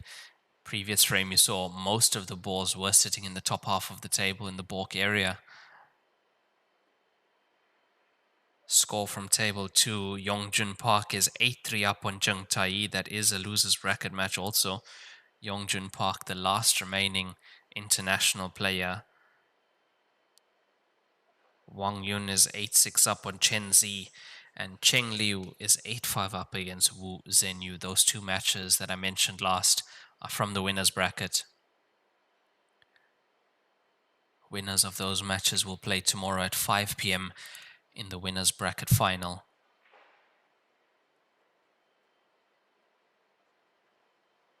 Winner from that match will have the day off on the 3rd as we get through the losers bracket, play the losers bracket final, where the winner of the losers bracket meets the winner of the winners bracket in the final, which will be on the 4th of January 2026.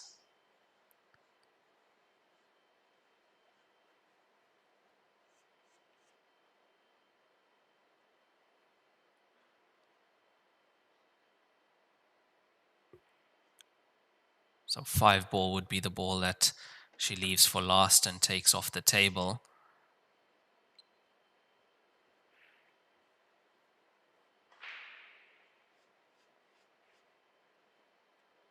And a few unforced positional errors from Chen. These are similar mistakes that we saw her making against Kong Dejing in the final of the Division 1 tour. And in that match, Kong was some of the best form I've ever seen him in.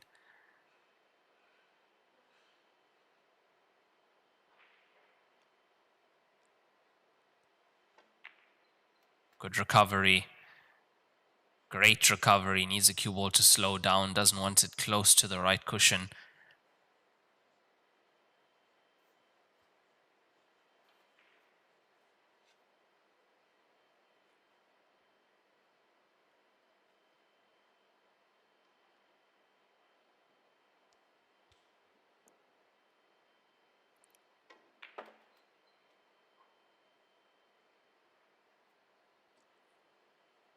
Yeah, she's good anywhere in the center of the table. Black ball for the opposite center pocket on the right side. Should get the cue ball down behind it here. Makes it look too easy, does Chen, even when she's off position. Excellent potting abilities and recovery. Gets her 8th point on the board. That is a rack and run over Zhang Kunpeng's dry break. So Chen Ziming, 2 break and runs, 1 rack and run. Kunpeng with those 5 points and 4 rack and runs. The score is 8-5.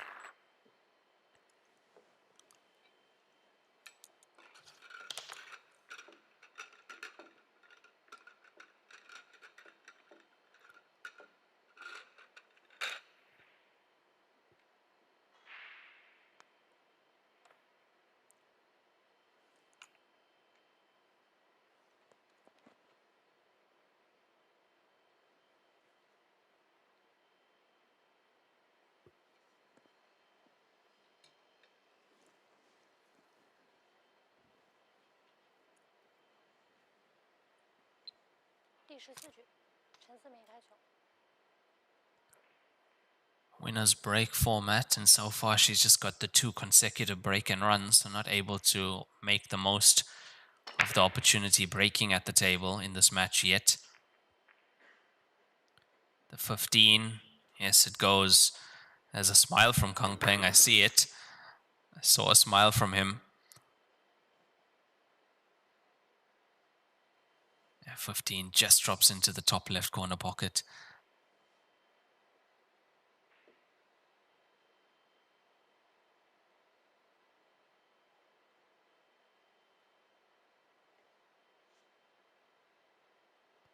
Look, he knows, he sat there, he knows he's not getting a good roll. He's getting a lot of dry breaks. Things are not working out for him.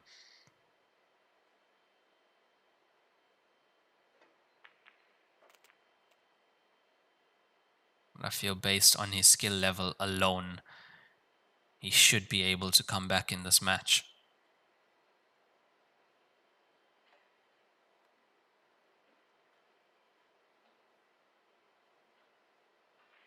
Now the problem would be that if Chen kicks it up into a higher gear and starts making consecutive break and runs after she makes rack and runs off his dry break, that would be a problem for Kunpeng, because then the scoreline changes very quickly.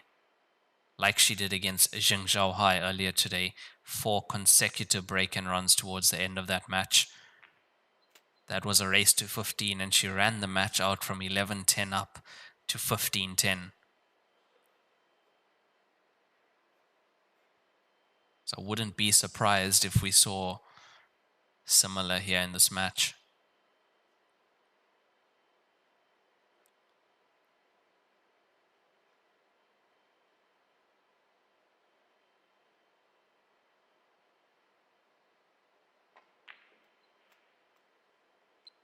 She's queuing well now. She's flowing. You can see it.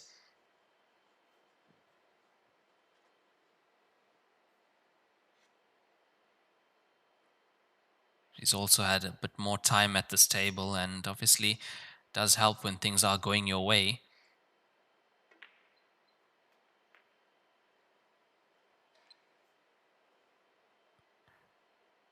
A little bit far on that if she wanted to play the black ball to the corner pocket. So it's going to have to be black ball to the center. 10 ball will be the ball coming off the table here on the bottom of our screen.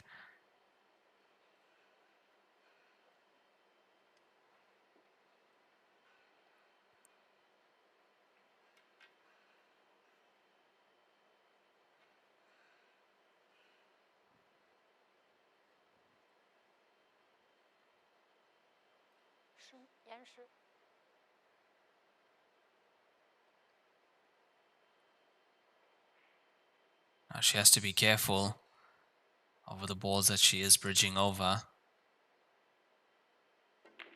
Makes the pot slightly harder, goes off the ball cushion.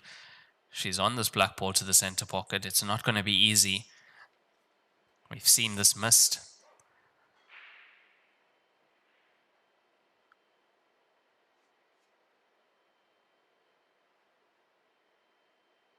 Yeah, it's a very tight angle from there. Usually, more often than not, we see this missed wide outside jaw, because you are worried about the inside jaw, because as soon as you touch the inside jaw, it's not going in.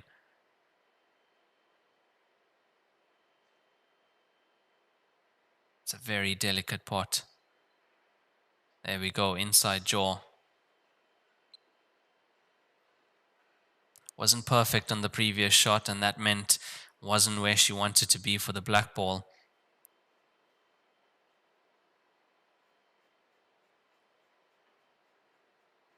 Kunpeng lucky to be back at the table. Because I feel it's going to happen at some point in this match. She's going to find that form she had this morning. She's going to be making consecutive break and runs. It's just a matter of time.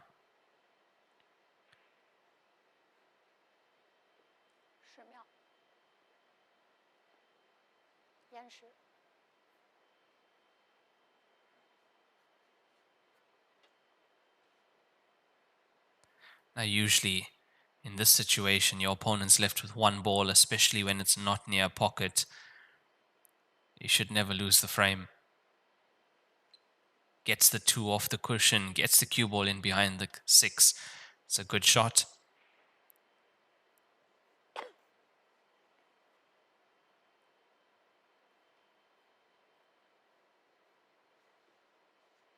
Now, what would work well for Kunpeng is if she makes contact with the black ball, or the 1 or both, and gets them both out into open play. Because then he's free to take this clearance on.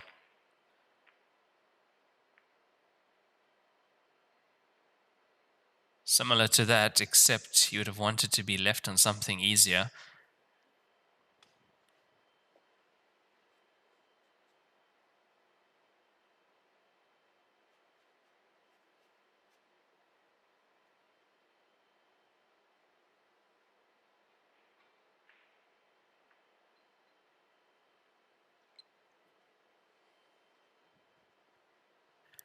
Yeah, there's the shot again from Kunpeng, just leaving the cue ball tight behind one of his object balls.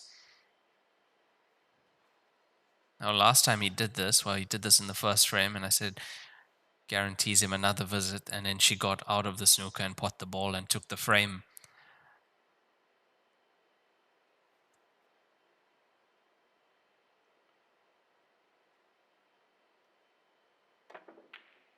Makes contact.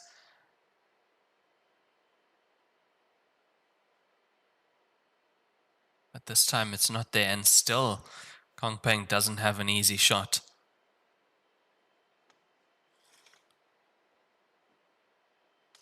There we can see what he has. So the 5 looks like it just scrapes past the 4, but then from this angle it doesn't.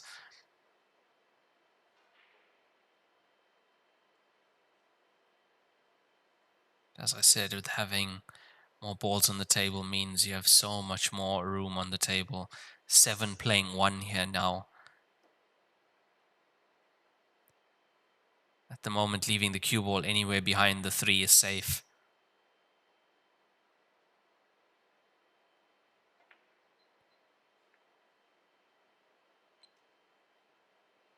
That's not a great shot, because now the 1 and 4 are not potable into that corner.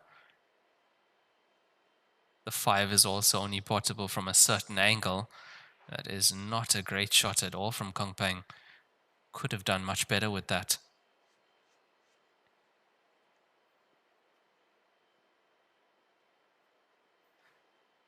Look, if she makes contact with this black ball, she might come close to potting it. She's going 2 cushions. She's aiming to pot this in the center pocket. Oh my word, did you see how close that was? Look, if she got that, I'm putting her as favorite to win this match. Because really, then everything is just going her way.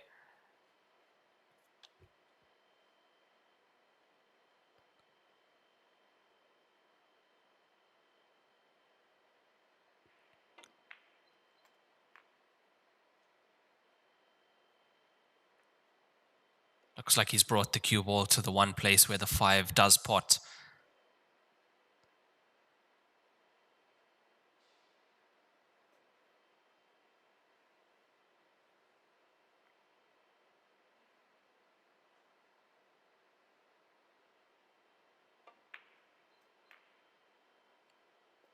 Nice little nudge on the 1 to release the 4. That's a good shot, but is he going to want to play the black ball from where it lies? Is he going to just try and nudge into the black ball? If he has to, ball to use would be the 1 ball. So go 4-3-1 into the black ball, should land on the 7.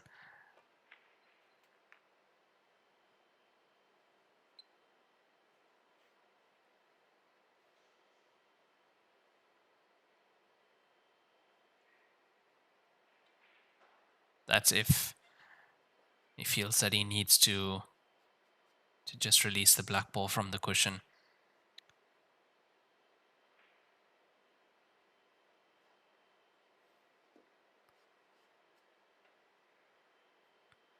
And with the run of the balls he's been having thus far, in his position, I would be doing that.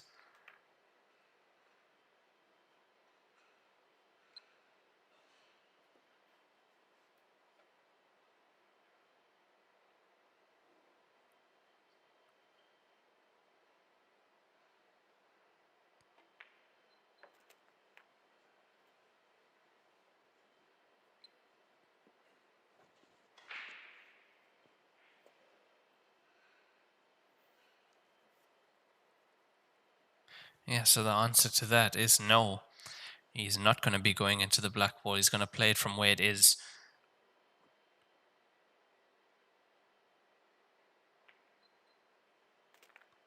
It may look slightly easy, but I tell you what, on this table it's tough. Just below center of the side cushion, or center on the cushion, but means it's closer to the pocket. But I have seen that ball missed even with ball in hand.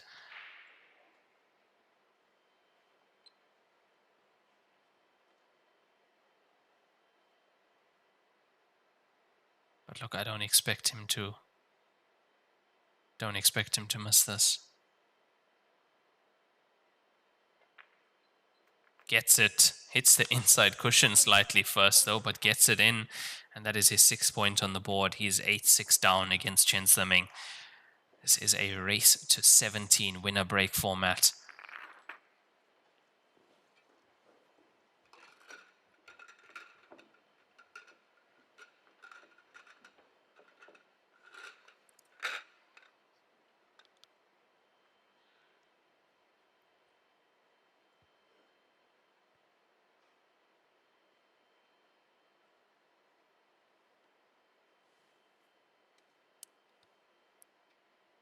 And also, of course, with the run that he's been having at the moment, it doesn't get perfect on that black ball, and it's a different story in that frame.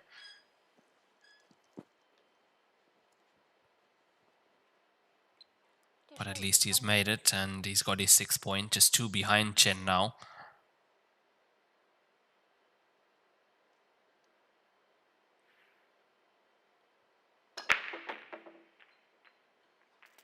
Makes a ball this time. The 1 goes in, 5 goes in also.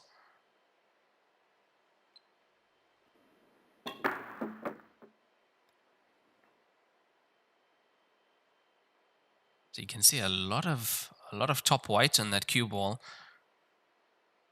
A lot of follow on that break. You could see it spinning and arcing down table.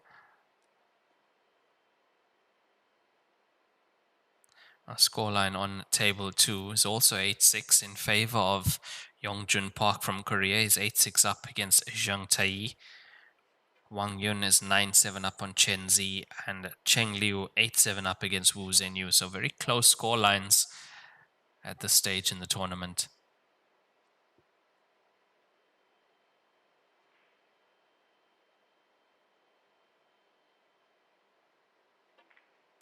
He's taking to the 7 to the center. It's there. That's a good pot. He's got position on the 4 to the center as well.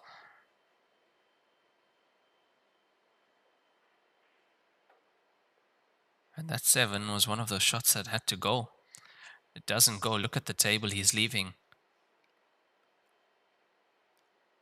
Although he's pot 2 balls on the break, he didn't have the easiest opening shot.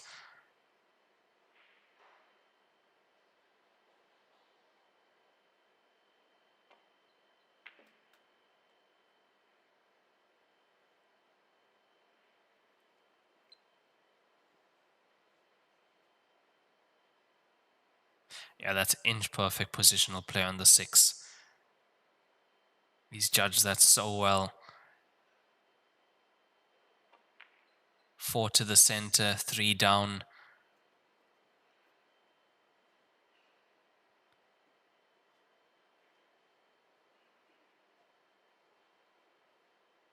And after what looked like a bad start from Kunpeng, he's finding some sort of rhythm, gaining momentum.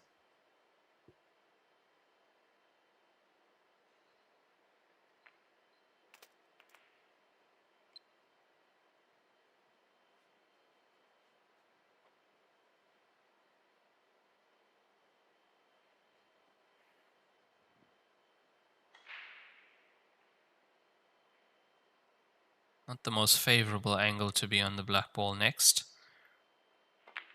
That's why he's had to punch that in at pace. Yeah, nicely done. Adding the pace to that makes that shot much tougher.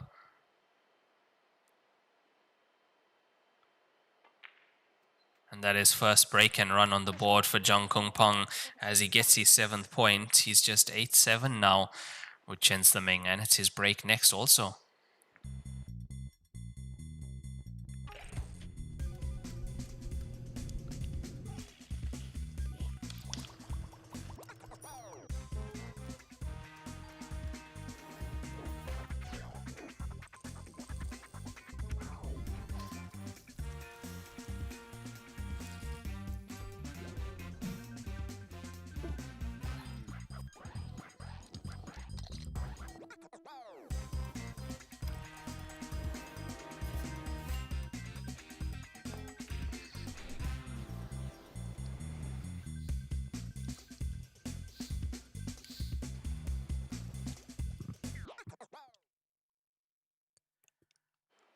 Now this is the 16th frame. We will have a player break after this.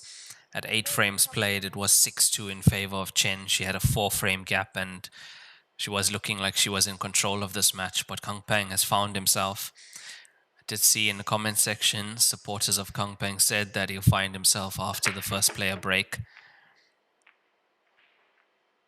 Got his first break and run in the previous frame. He's got 4 rack and runs, 1 break and run. Chen has 2 break and runs, 1 rack and run. Makes the 12 into the top right. Now what a way to equalize if he can find another break and run and make it 2 consecutive. Not only will he equalize, he'll be breaking again when we come back from that player break.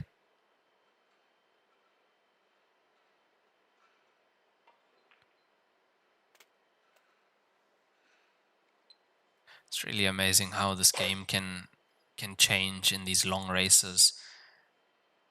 If this, for instance, was a race to 7, Chen wins it straight away. She was 6-2 up. I think she would have been 7-3. She wins it straight away and it goes down as a bad day at the office for Kunpeng. But being a race to 17 means you do have the opportunity, you do have the time.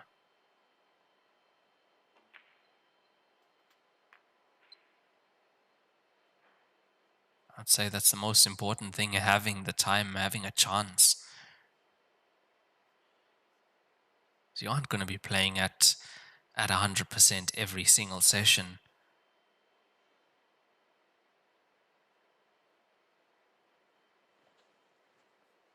But at least here with these longer races, you have time to figure out what's happening. You can realize, okay, you're not getting the run of the balls, you're not playing your best, but you can grind and find a way to get back into the match, which is exactly what Kunpeng has been doing in the last few frames.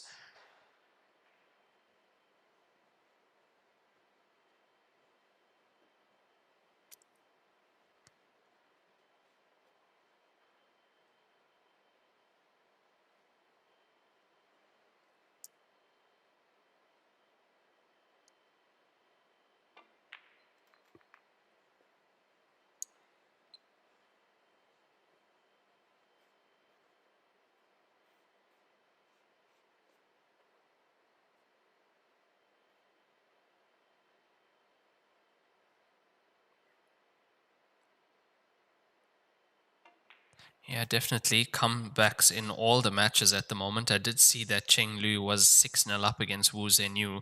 The score is 8-all there as they are on their 16-frame player break.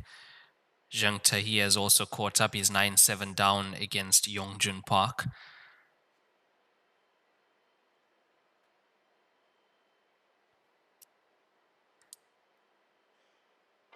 And that is another break and run, 2 consecutive break and runs for Zhang Kunpeng.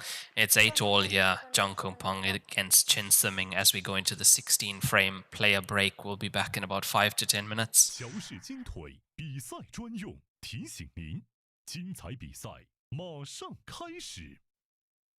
一线赛事指定台名：丁俊晖、奥沙利文、郑宇博、楚秉杰等国内外一线球星代言。利百文台泥，高档羊毛皂。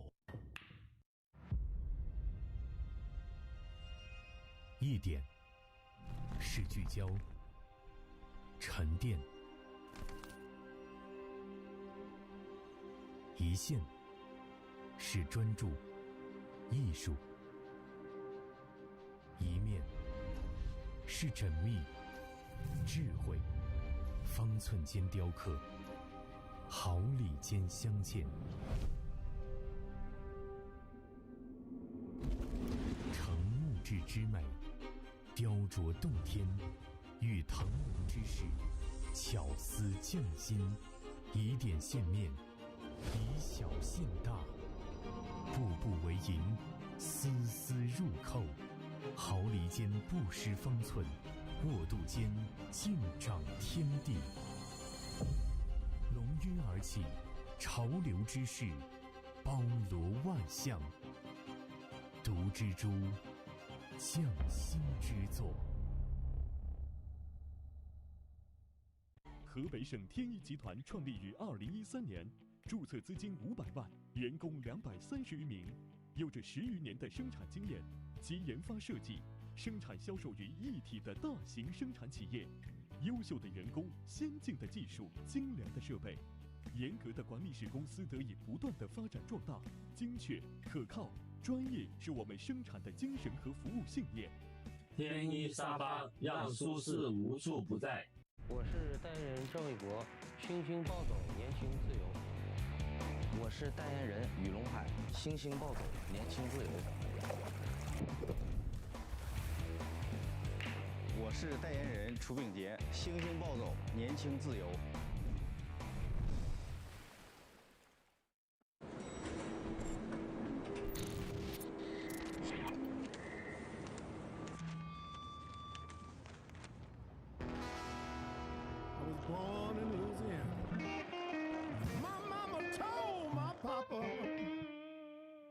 Our little boy has got the blues.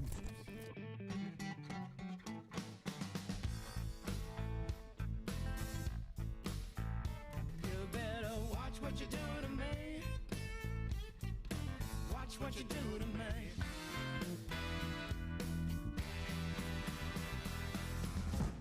That's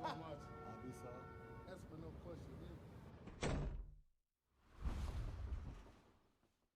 冠军500万乔氏大师赛官方供应商，正红胶边均匀回弹，铸就一流打感，持续助力中式台球职业化联赛，制造好球桌。胶边选正红。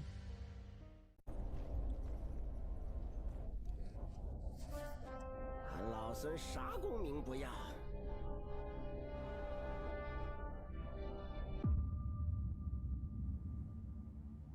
只求回到这花果山中了，过过逍遥日子。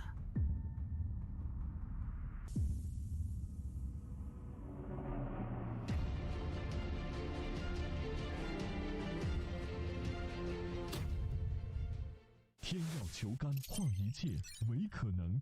中式八球，俗称黑八，是一项原创于中国的运动，在乔氏的推动下，已走进全球96个国家。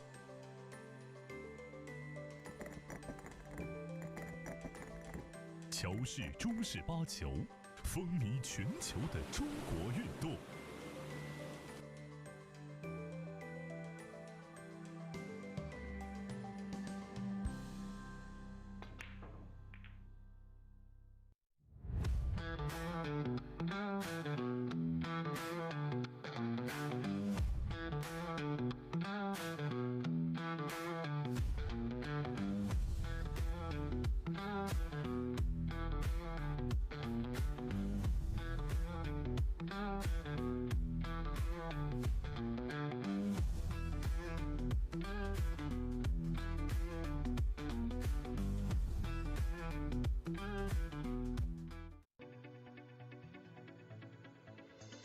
罂粟胶边具有国内胶边很难做到的特点，罂粟胶边的硬度达到了45度，使反射角高度接近入射角。罂粟整条胶边误差小于20丝，因而各部位酷性一致。欢迎各品牌厂家使用罂粟胶边来提升台球桌的专业性能。好胶边罂粟皂，好胶边罂粟皂。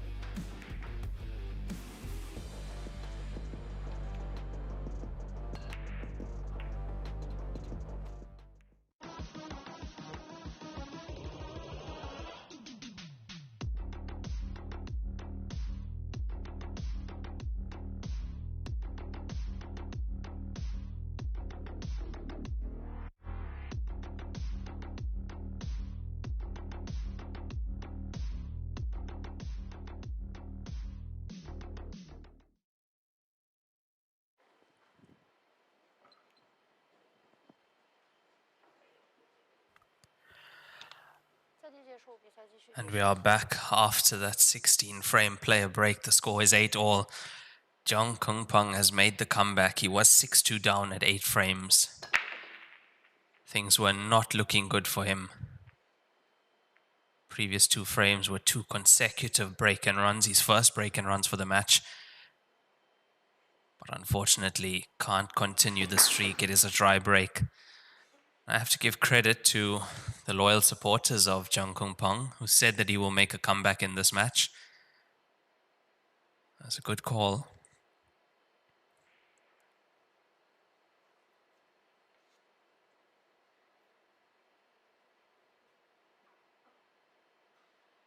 Really, I wasn't too sure. I'm quite a fan of Kunpeng's as well, but I wasn't too sure after he missed that black ball to the center pocket.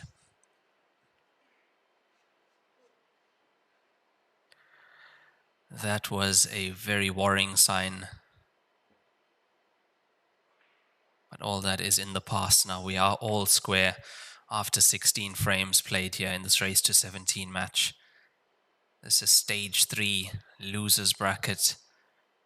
Just 8 players remain in this tournament.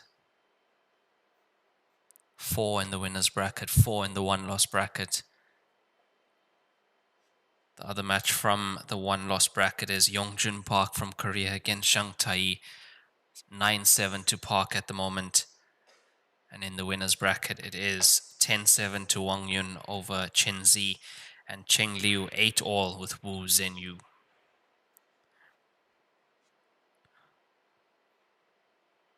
Scorelines are very close. Also, quite a few comebacks in the other matches. Shows you what you can do in these longer races.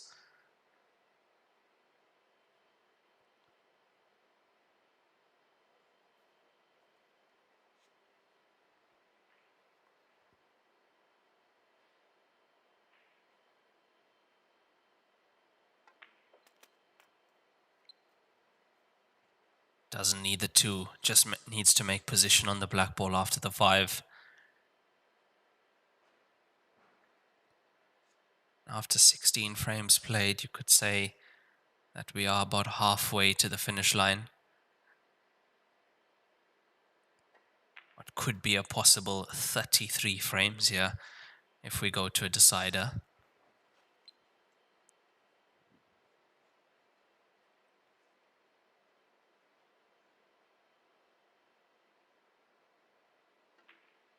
Normal service resume for Chen Siming. She gets her 9th point on the board. That is another rack and run off Zhang Kunpeng's dry break.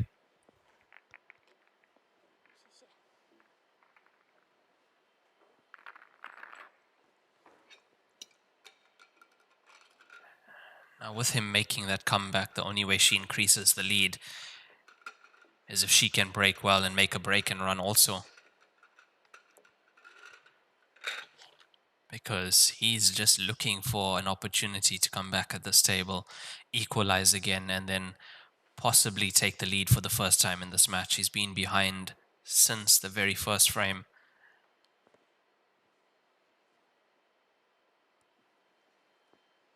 I would say the entire first session was just absolutely unlucky rolls and a few unforced errors for Kunpeng, and that's why he was 6-2 down at the break. But he's made up for it in that second session.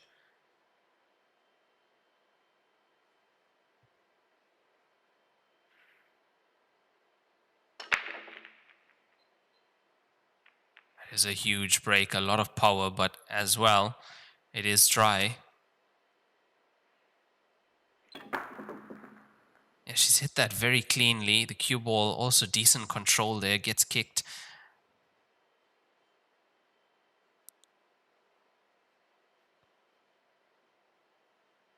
So now opportunity for Kunpeng to not only equalize, but then possibly take the lead. If he gets his frame, it will be his break in the next one. We are playing winner's break format here all throughout the tournament. And can you believe this tournament started with race to 7s? In the international qualifiers, 160 international players down to 80 first. That was before stage 1. Then you have the seeds added. You have stage 1 is 96 down to 48. Race to 7 still 100-minute time limit then. Then you have stage 2 where you add another group of seeded players who go 64 down to 16. Now, the seeded players that come into stage 2 in the international division are the players like Jack Whelan, Gareth Potts, Foneman Cure. They come in stage 2. By then, it's a race to 13 as we go from 64 down to 16. The Chinese group play the same. Then you have the top 16 internationals with the top 16 Chinese players in stage 3. That's the first time they meet in the tournament. Open draw, redraw before each round. And we play double elimination down to the final.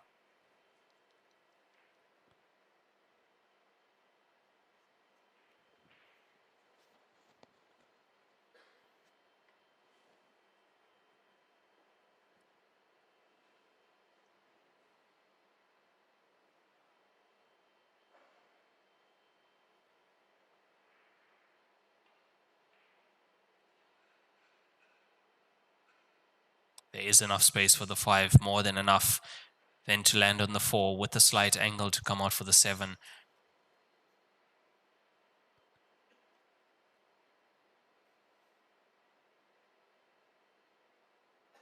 Let's come around to see exactly where he wants to be for the 7.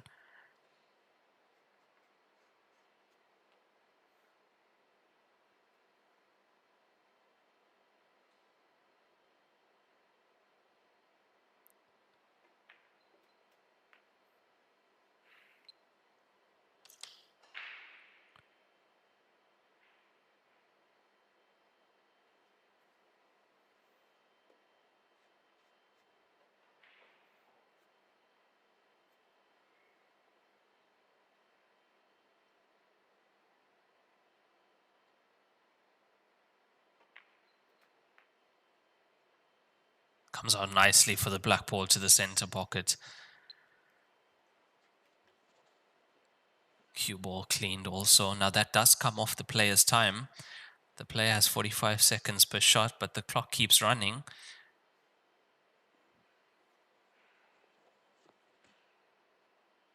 So it's not a tactic to get the cue ball cleaned. It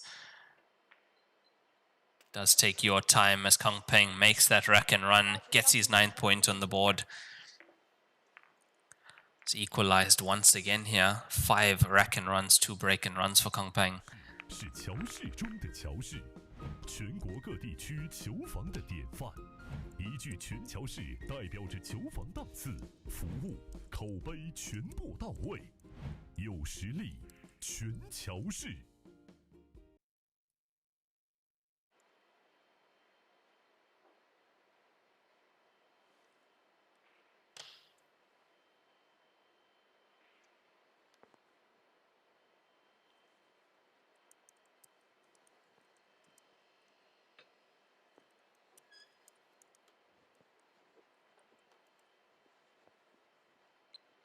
第19局，张坤鹏开球。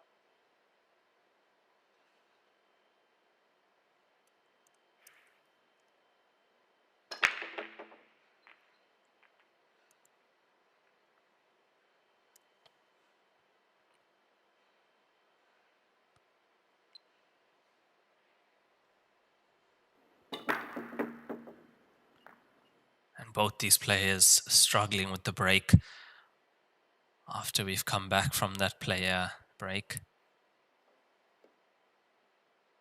Yeah, it's been 3 dry breaks since then, which means we haven't seen any more break and runs just yet.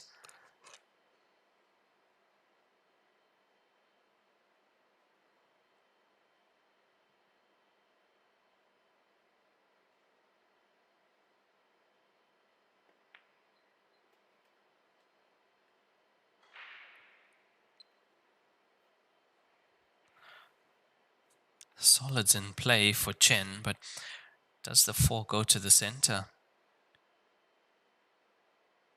The reaction tells me no.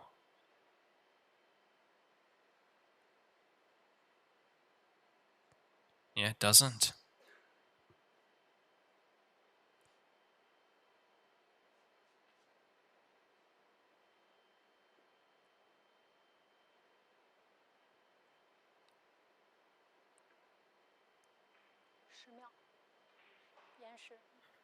Yeah, she was supposed to be much better on the 2 ball because the 4 ball does go down to the top left corner. So this 2 to the center. Jess gets there. Now, if that didn't fall, that was going to be a foul.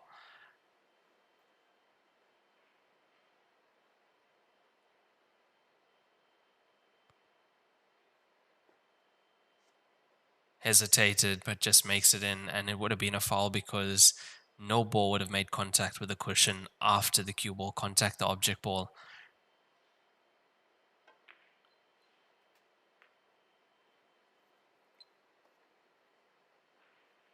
So it looks like she is back en route now. Takes the 4 to the top left.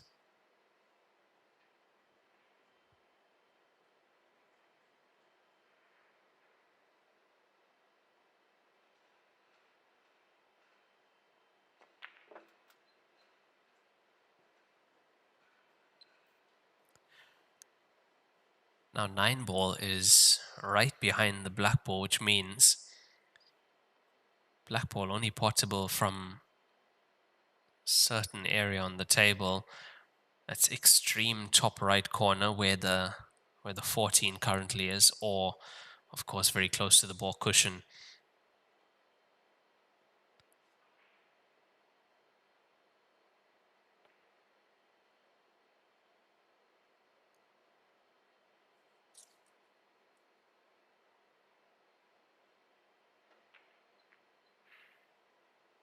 Have to get the pot first, and those center pockets are catching these players at the moment. It's not the first time.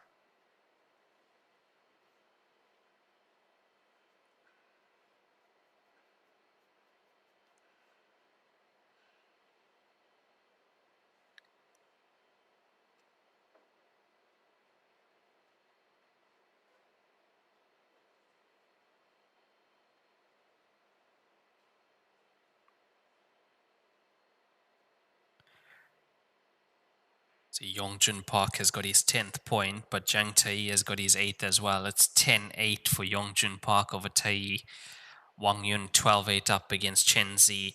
And Cheng Liu is 9-all with Wu Zhenyu on table 7. Those matches are currently being live streamed also on live QQ links. That link is in the description on the Facebook page, pinned in the comment section on the YouTube page. That is our Joy Heyball World Tour Linktree link that we have made to make things very easy for you to access the flow chart, the live scores, live streaming platforms, and table purchasing.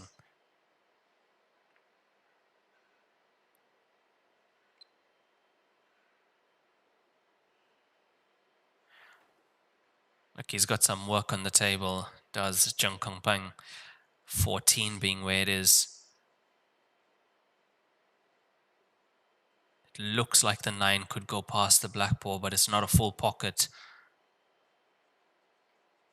So it would be a bit risky to use the 9 to then go into the 14. But this would be a big frame to take for him, because there was a very good chance for Chen.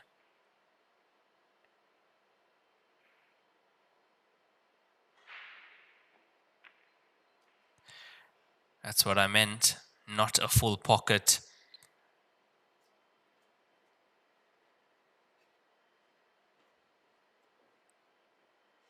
Didn't help that he had to stretch more than halfway across the table. Right, that's slightly more difficult, and he has left the 6 ball on. She needs to cue this well.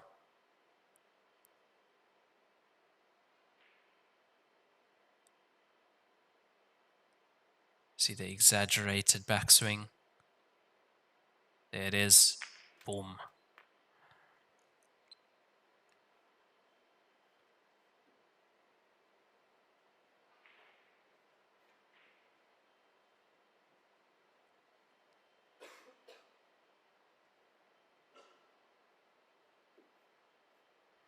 Managed to get the pot. Doesn't have clean position though on the next object ball. It's going to be a little bit more difficult. Now she takes the 1, the 3 is coming off the table, so it means getting the 1 in, getting position on the black ball.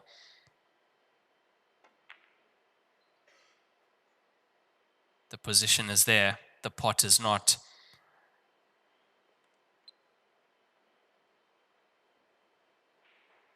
Millimeters count in this game. It's no use getting that opening pot and potting the 6 ball the way she did. The positional play aspect here is so important. Yes, of course, you have to be able to pot that 6 under pressure especially, but to close out a frame, especially when you need it, the position needs to be perfect.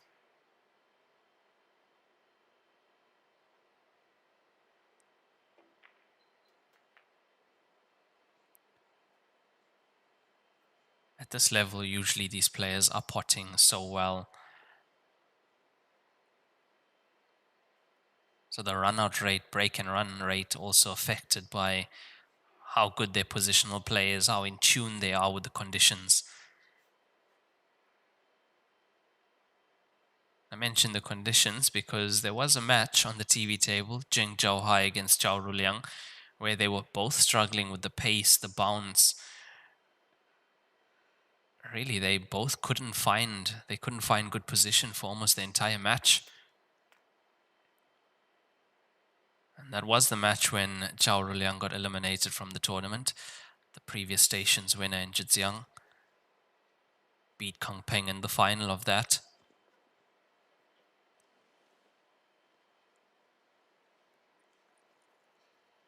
As far as the breaks are concerned, it is going to be a little bit more inconsistent because we are using the triangle rack, and that's why we are using it.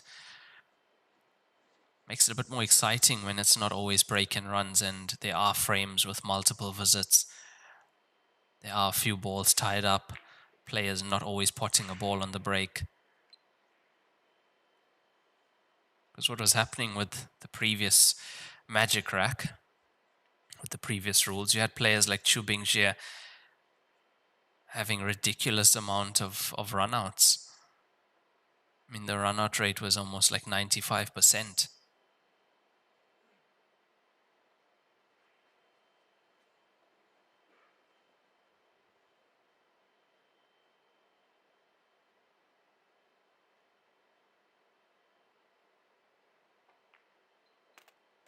Because these players had learned the Magic Rack break so well that they weren't only able to pot a ball more than 90% of the time. It was almost a soft break, but they were getting a legal break, but it was softer, which meant there's nothing on the cushions, everything's in the middle, everything's open, no clusters, and it's just break and run after break and run.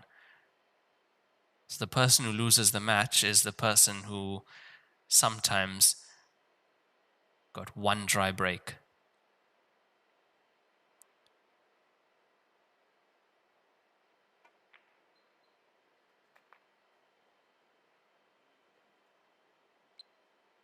Personally, I think it's gotten more exciting since we've changed to the triangle and also the winner's break format.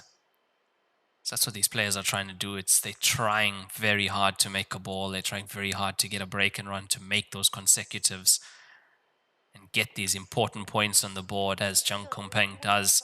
10th point on the board. He's taken the lead for the first time in this match. Bit of a scrappy frame, multiple visits from both players, but was a big frame for Kunpeng as Chen did have a chance very early, missed the 3 to the center, and that has cost her in the end. She loses the lead. Zhang Kunpeng takes the lead after 19 frames played. This is a race to 17.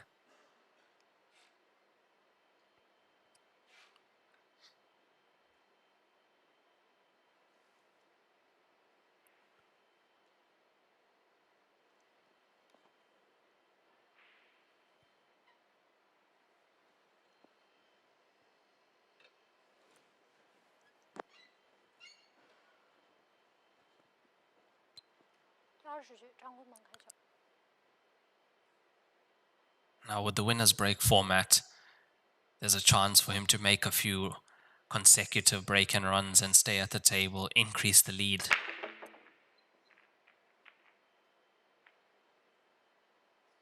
But that thought will be in his head as well, and he's thinking how important the break is. Needed a ball on the break. Desperately wanted to make a ball on this break. I think he's even put a little bit more power into this, but it's not there.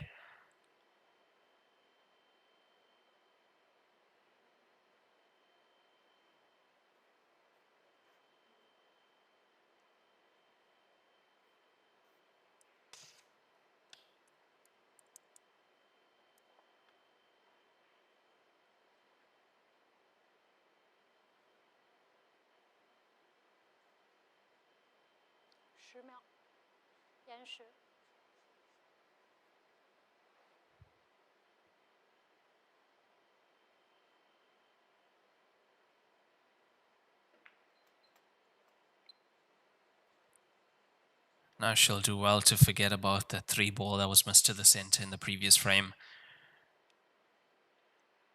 Best thing a pool player can have is a short memory. Forget about the misses.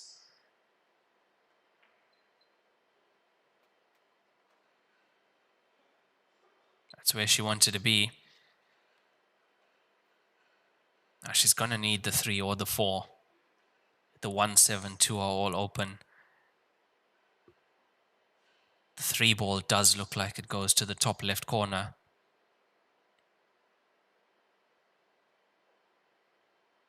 Wouldn't be a bad idea landing on it now. Coming 2 cushions into the angle of the 3.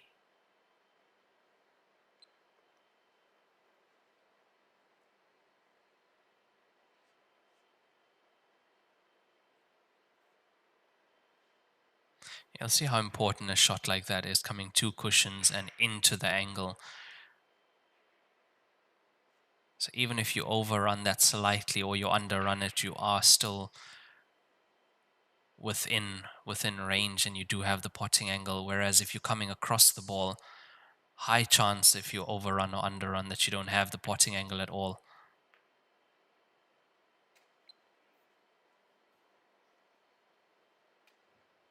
Those little differences in the end make huge differences in this game.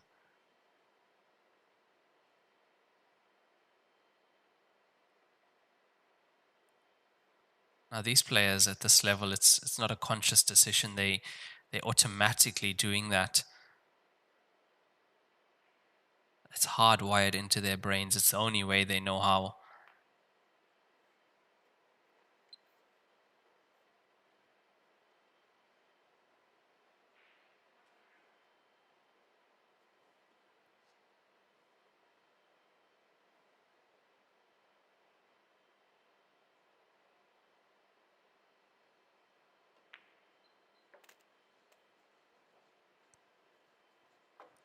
Four ball comes off the table. So far, she's executed this very well.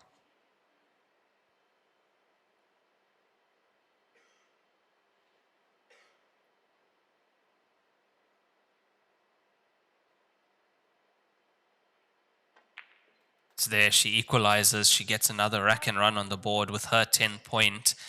After 20 frames played, the score is 10-all between Chen Ziming and Zhang Kunpeng.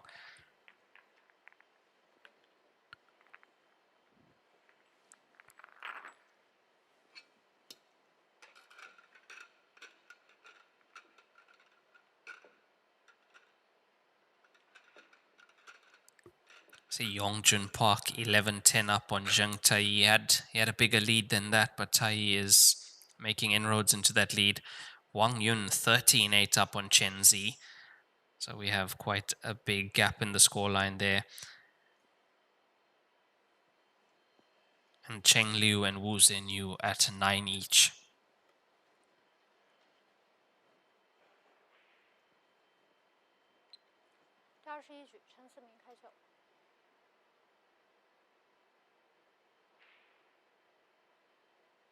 Chen to break now in the 21st frame in this match.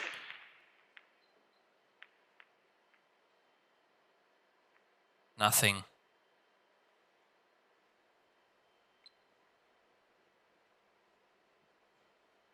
I'm surprised these players are not trying a few different types of breaks yet. They have a few different breaks in their arsenal. There's the softer break that we see, and that's usually the one that works better. You see the players like Chu Bingjie, Sun Yan, Zheng Zhaohai using that softer break.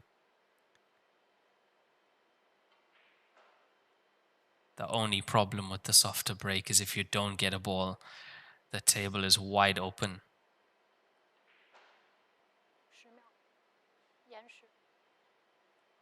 There's usually no clusters. There's usually just one ball, maybe along a side cushion.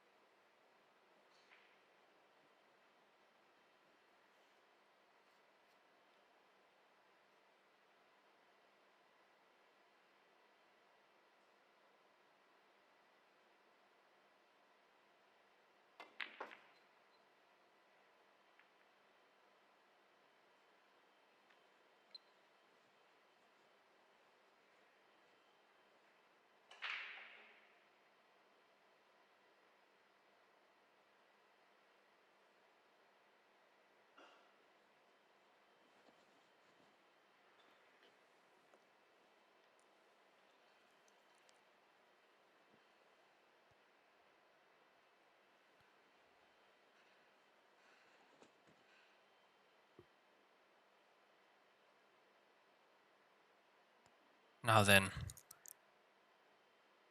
it looks like he is taking on this two. A lot of distance between this, but having the two that close to the corner pocket makes things easier, but it wasn't the pot, it was the position. That's exactly the route he wanted to come through.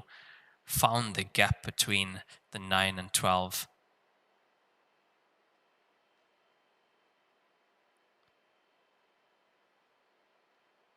And look at how wrong that goes if he goes into either 9 or 12 or into both. Ends up with the cue ball here. The 4-5 not available from that side. And he's a long way from the 1.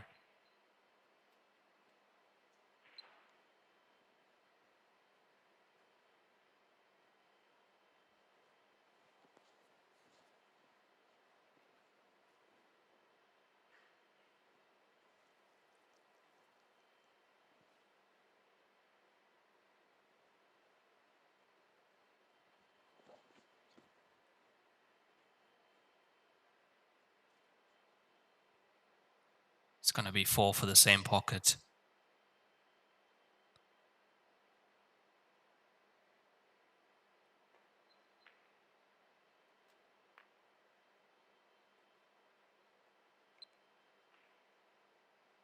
It's okay. I don't think he's too bothered by that angle. He can use some inside to get the cue ball closer to the black ball. That's exactly what he's done.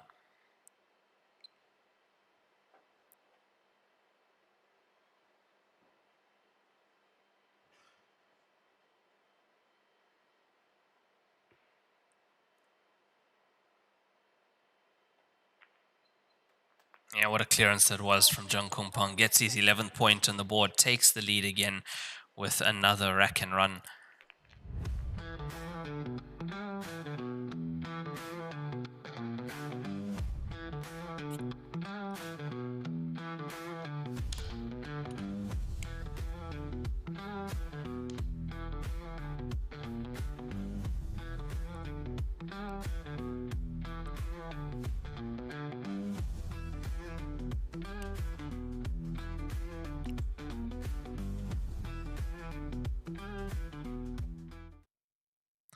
Yeah, look at the number of rack and runs that he has now. He has 6 rack and runs, 2 break and runs.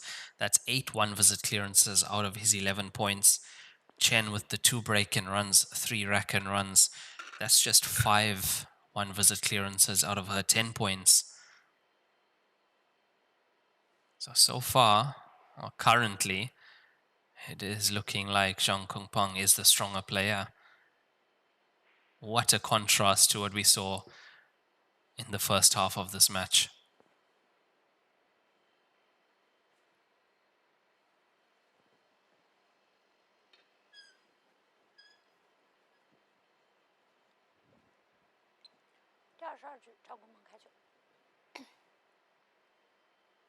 He's brought the cue ball back to the center. Yes, so he is trying something different here. He's changing the cue ball position on this break. See if he makes one this time. Look at the power in that. It's too much. It's too much power. How high did that cue ball jump? A lot of pop in that. 30 centimeters off the table? Maybe not so much.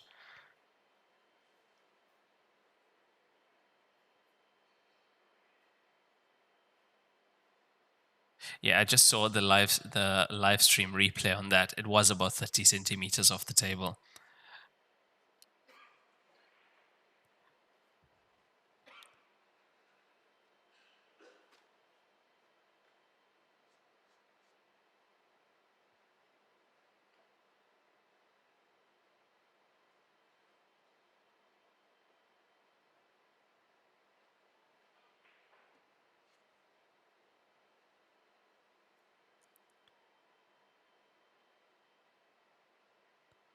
Yeah, look, the power that Kunpeng used in that break, that's not even full power yet.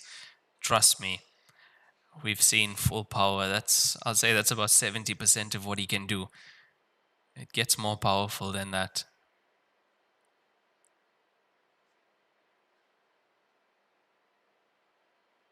That's the break these Chinese players have been using. They found useful when we switched to the triangle rack. Inside jaw, but gets it. I'm surprised that one went in. Caught the inside jaw quite early.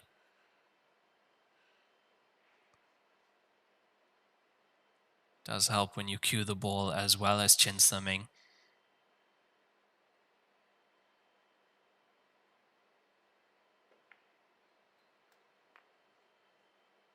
Doesn't need the 13 top end of the table. Just needs good position on the black ball.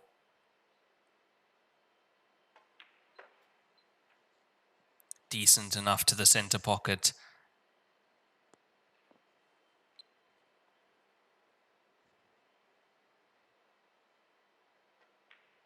It's there, rack and run for Chen Siming. It's rack and run after rack and run here at the moment. Gets her 11th point, and we are all square once again after 22 frames played. 11 all between Chen Siming and Zhang Kunpeng. Race to 17.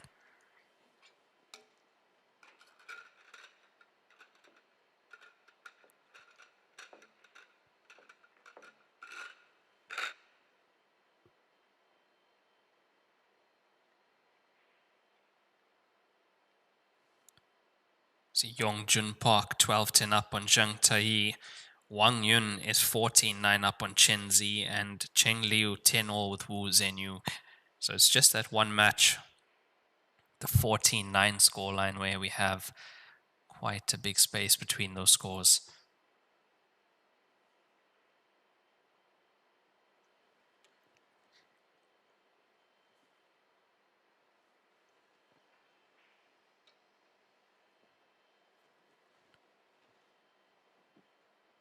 Now, how does one of these players pull away? Increase their lead when they take the lead. The only way I see is by making consecutive break and runs. Or getting a break and run firstly. Ball made. 14 made into the right center.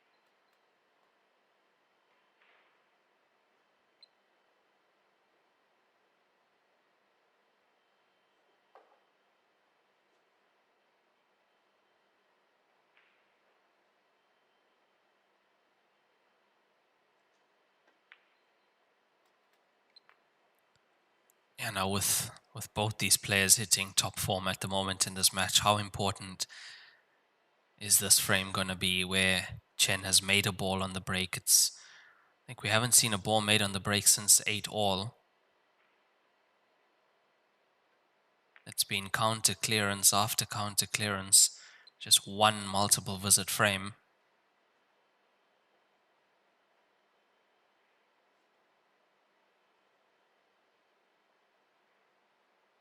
Because this would mean she takes the lead and keeps the table.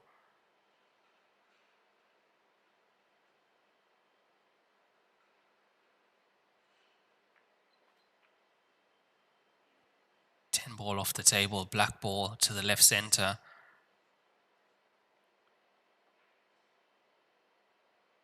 Six ball not in the way.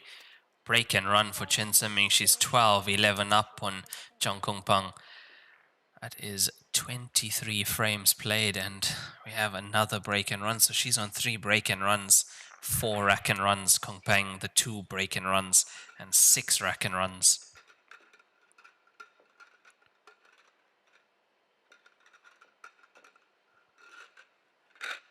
Now we will have another player break after this frame. That'll be 24 frames played. So every 8 frames there is a 5 to 10 minute player break. Score at 8 frames was 6-2 Chen. Score at 16 frames was 8-all.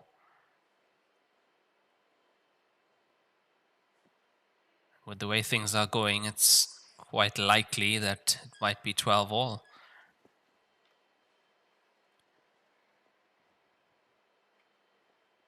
Standard of players definitely increased. I'd say in the last 8 frames at least.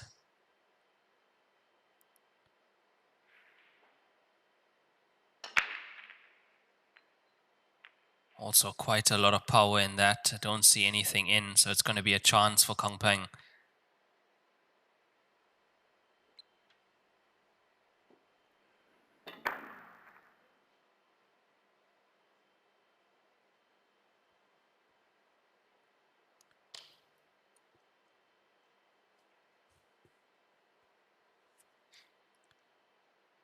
Look, I say it's a chance for him, but there's nothing really easy on the table. He's most probably going to use his extension. Referee should be calling 10 seconds anytime now.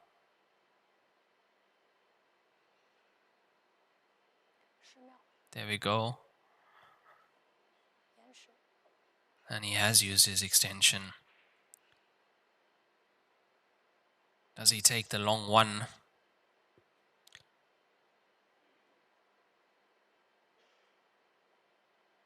Whatever he does, he is deciding to maybe play safe here, as to make sure he doesn't leave anything on.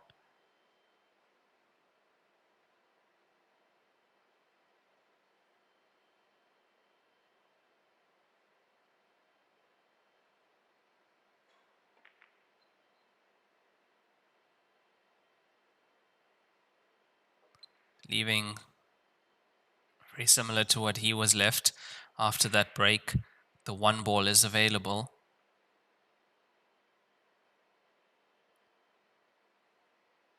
There's pressure on that 1 though if you take it.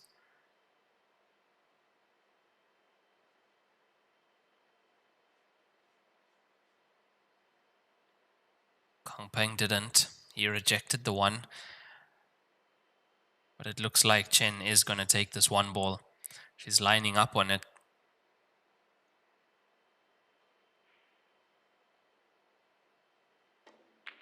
Gets it. And how's the cue ball? It's decent. She should have sight of the 3.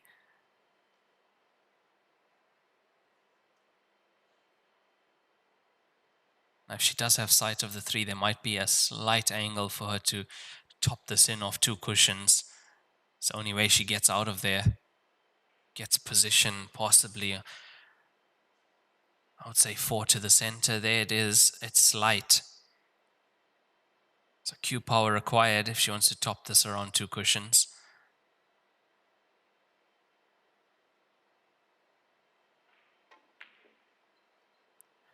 That was the problem. queuing off the cushion like that. Also trying to put a bit of pace into that.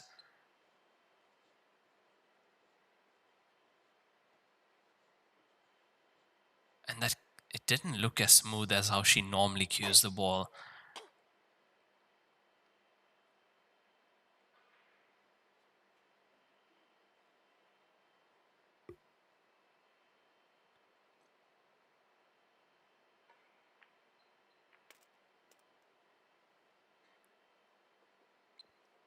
Opportunity for Kunpeng to equalize things.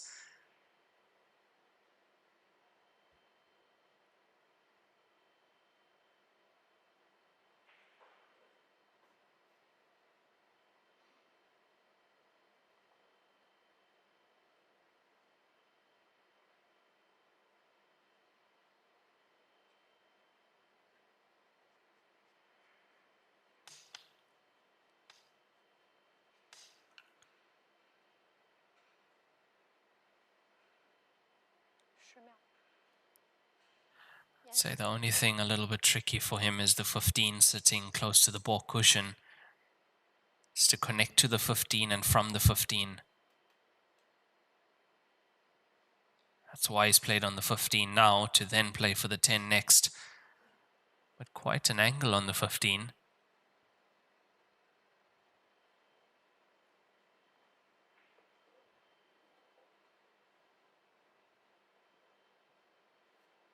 Actually, with the angle he has, he could run the cue ball right down to this end of the table.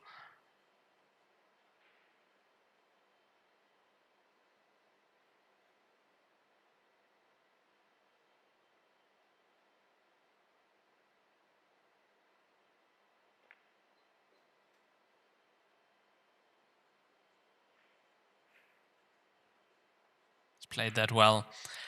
Left himself a lot of options on this end. It's all on him now to navigate through this. They're all there.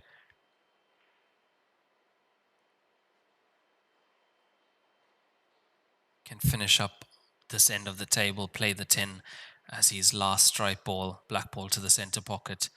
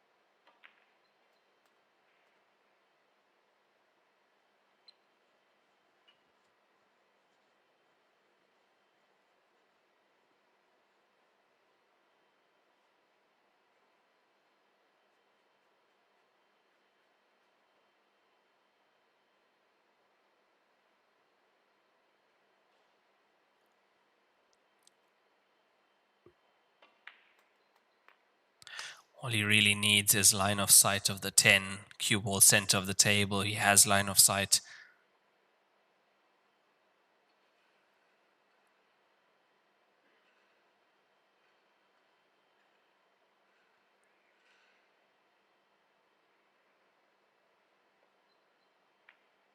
It's there, position for the black ball to the center pocket, and it looks like we are going to go into the 24 frame player break all equal. Gets it 12 all between Zhang Kunpeng and Chen Ziming. As we go into the 24 frame player break, it will be, it should be. Yeah, there we go, 10-minute player break. We'll be back in 5 to 10 minutes. 乔氏金腿比赛专用，提醒您，精彩比赛马上开始。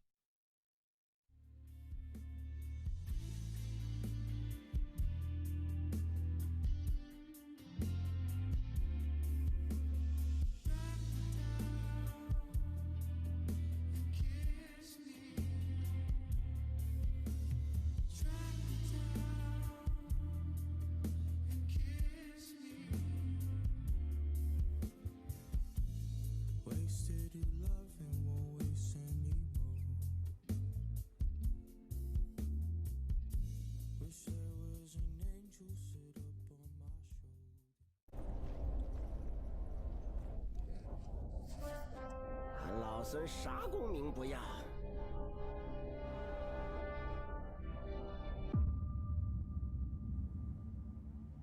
只求回到这花果山中了，过过逍遥日子。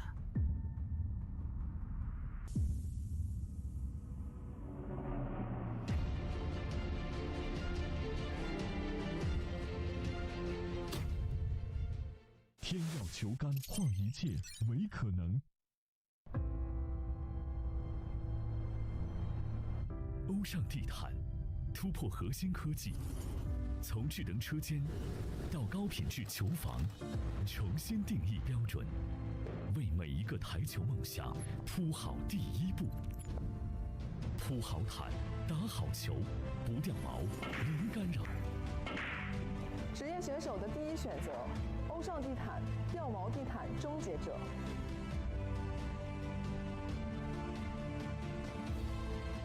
超级蓝钻皮头职业版，采用进口头层水牛皮，韧性好，弹性持久，颗颗精选，粒粒碾压，严格质检。世界职业球员必用的皮头，超级蓝钻，祝您夺冠！罂粟胶边具有国内胶边很难做到的特点，罂粟胶边的硬度达到了45度，使反射角高度接近入射角。罂粟整条胶边误差小于20丝，因而各部位酷性一致。欢迎各品牌厂家使用罂粟胶边来提升台球桌的专业性能。好胶边罂粟皂，好胶边罂粟皂。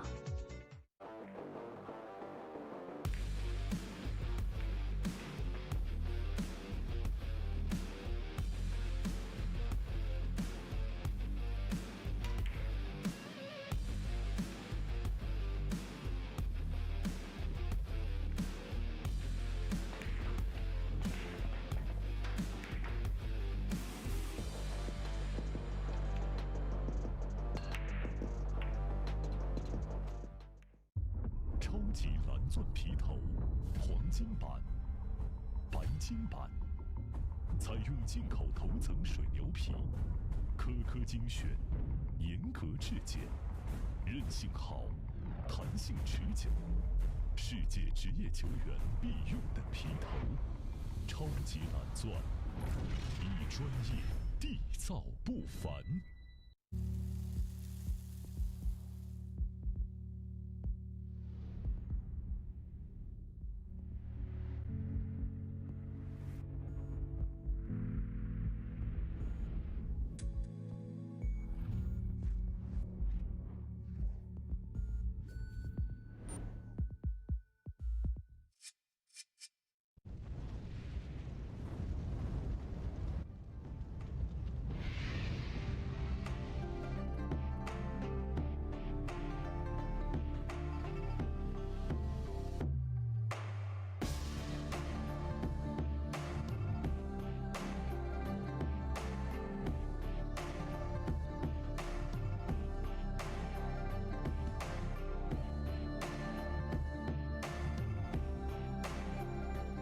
2025赛季中式八球大师赛收官之战，利百文台尼乔氏杯2025中式八球大师赛南宁站，全球顶尖选手着陆绿城南宁，甲级赛、超级赛近1000万奖金池，虚位以待。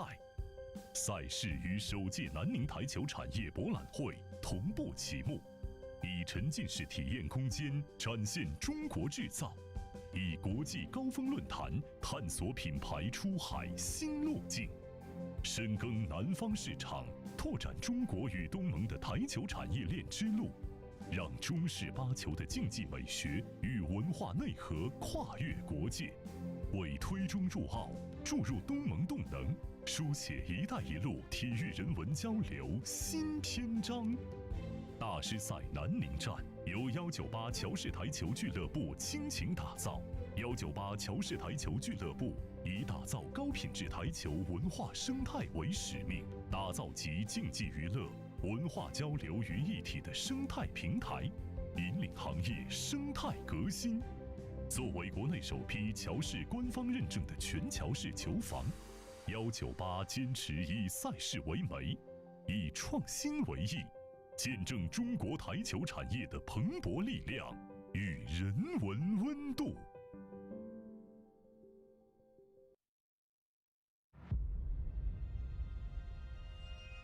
一点是聚焦，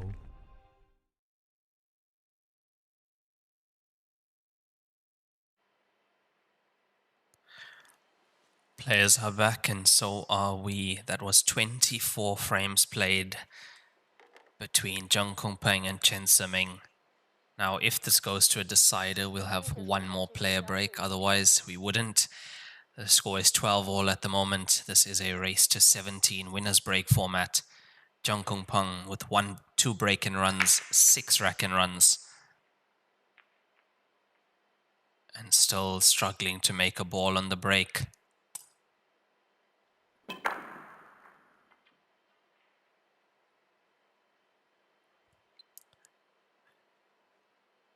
Chen at the moment, 3 break-in runs, 4 rack-in runs for her.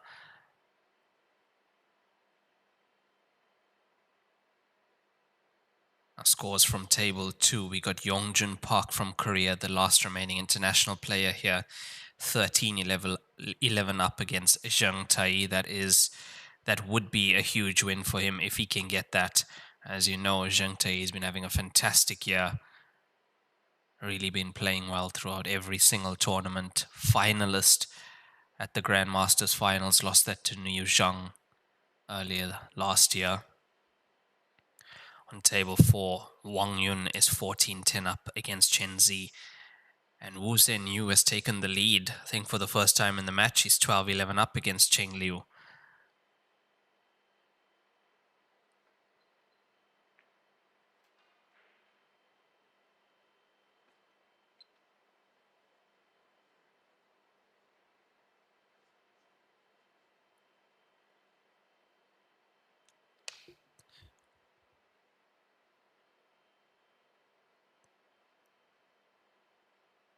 Now, so far, since the break at 16 frames, where it was 8-all, there's been nothing much in it since then. It's been 1 each, right up to 12-all.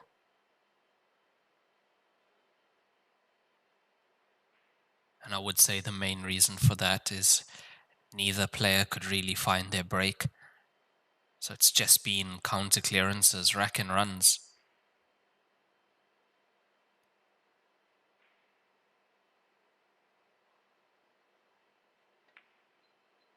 And I feel that's the only way we are going to see the scoreline move a lot with one of these players. Otherwise, if it carries on like this, we might actually see a decider. We might see 33 frames played in this match.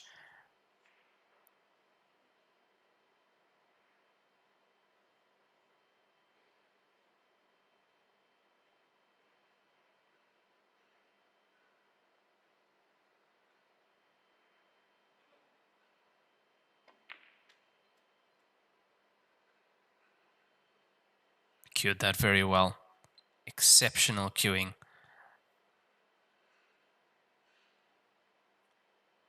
Now 12 ball will come off the table. That is the handicap ball.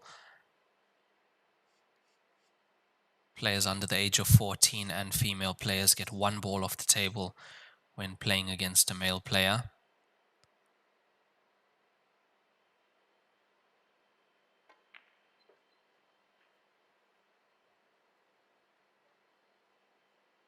Didn't expect it to come down that way. I expected her to stun off that cushion and play the black ball to the bottom left corner pocket, but she's on it to the center. She's not on it nicely, but she's got line of sight and potting angle.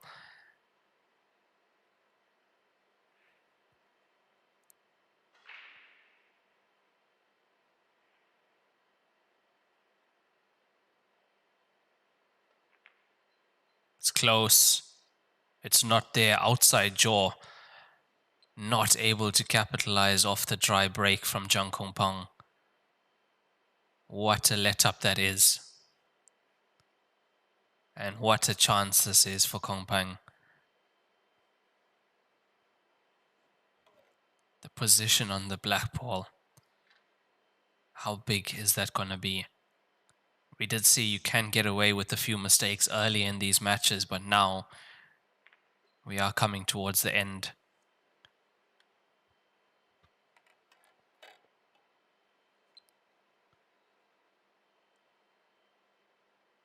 How big was that miss to the center pocket going to be?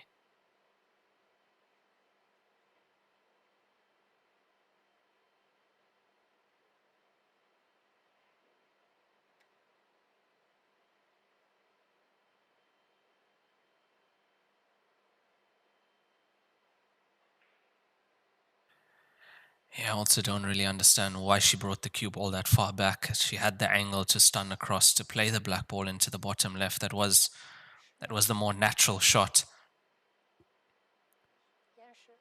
I think she did feel that she might get 10 centimeters more out of the cue ball, and it would have made the black balls definitely then a bit easier. But as we always say, coming across the ball, dangerous.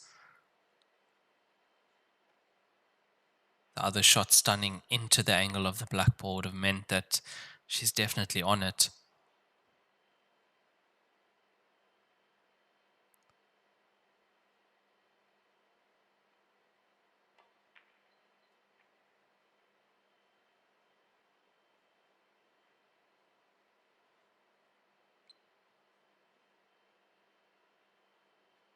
That's just the 4 ball that he has to be mindful about.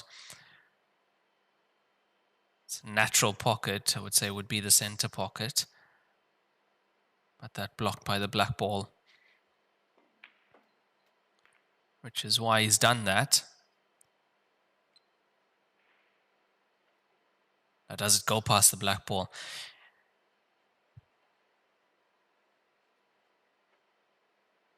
In this situation, do you really want to go off the black ball here with the 4 into the center?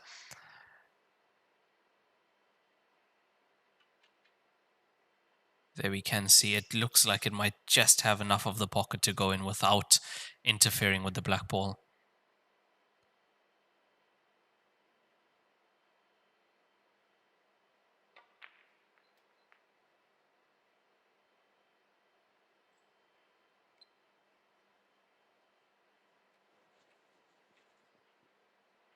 Hasn't made this that easy for himself. The previous shot, bridging way across the table. That's why he's not perfect.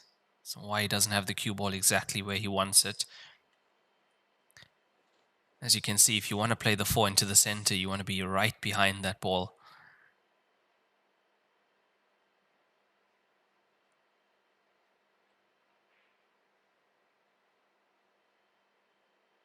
Playing it. Gets it. And lovely position on the 5. Played that well to not interfere with the black ball.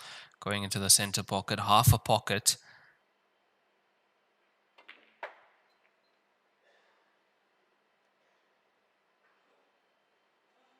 Yeah, big let up. Huge. This was his dry break. Chen, it was supposed to be Chen's point, but he managed to get it. Got his 13 point. He takes the lead once again. He's 13-12 up against Chen Siming. How important is that frame going to be now?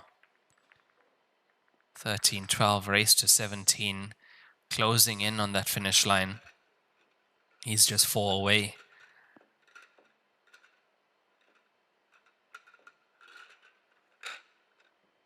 Now what would hurt Chen is if he pots a ball on this break and extends the lead.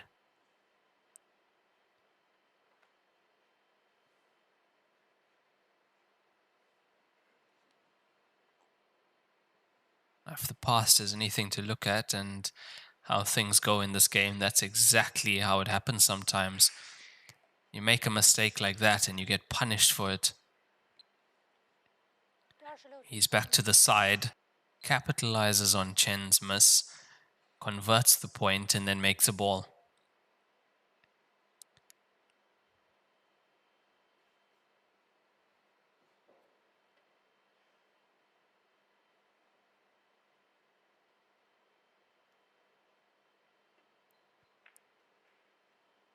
Solids in play. Yeah, there is no stream after this today. This is the final match for today. Next match will be at 12 o'clock midday local time in China. That will be from the losers bracket. And at 5 p.m. tomorrow will be the final of the winners bracket.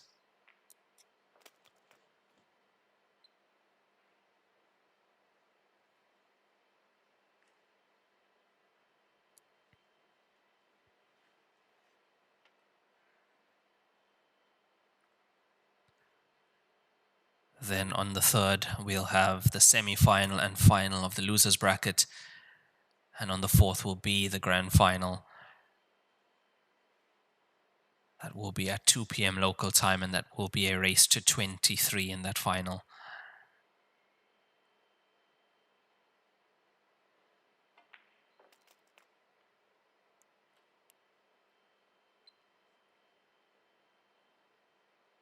Look, I think winner of this match, likely contender for it, possibly to be in the final.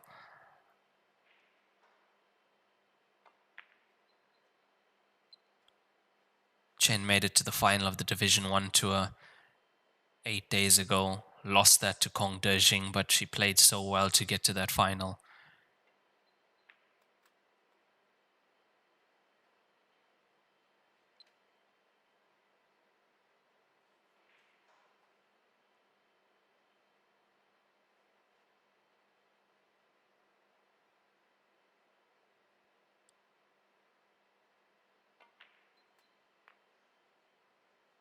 Now, how well has he executed this finish thus far? Potted a ball on the break.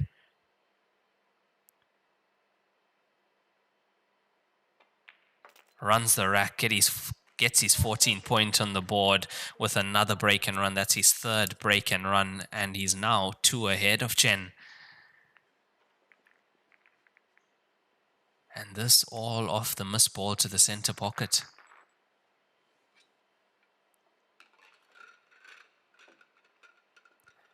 Zhang Kunpeng, 3 break and runs, 6 rack and runs. Chen with the 3 break and runs, 4 rack and runs.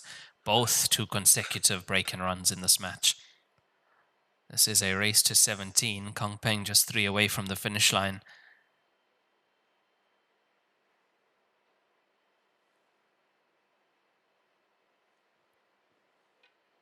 You can see the referee making sure that at least the top 3 balls are touching. Now players are allowed to check the rack.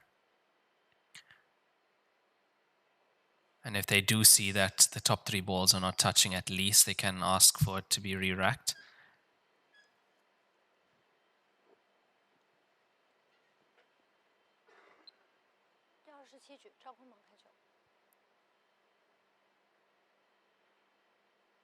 If he makes a ball here, he becomes a huge favorite for this match. He makes a ball, he makes 2, 3. Unbelievable how this game works. You cannot call this.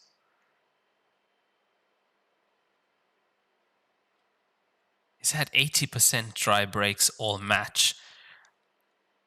Chen Siming makes a mistake, he makes a point, and then all of a sudden everything's going in.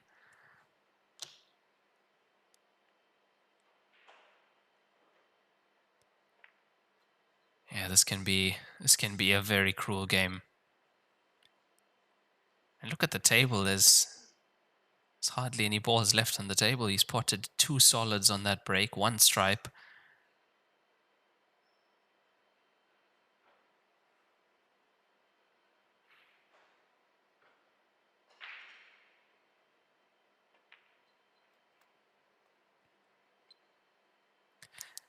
I did say the only way one of these players was going to take the lead and extend the lead was if they pot a ball on the break.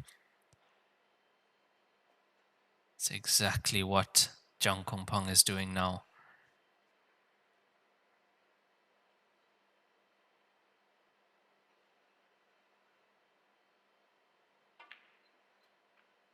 Now purposely screwed on and off the cushion to be low on the 12. He's a little bit too low, but he should be able to control this cue ball.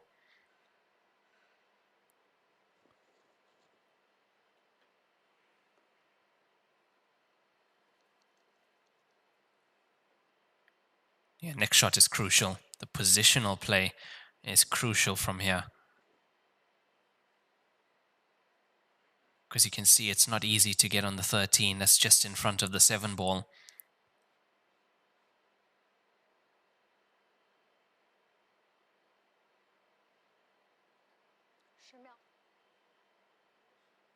Then from potting the 13, you have to get out for the 9 if you leave the 9 for last. Now this angle should leave him on the 13. He does have it.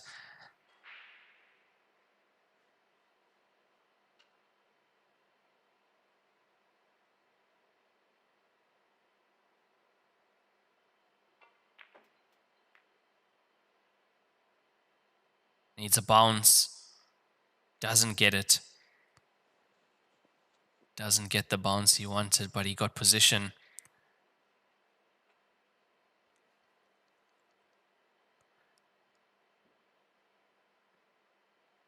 Look, this is not easy. Cue ball so close to the side cushion.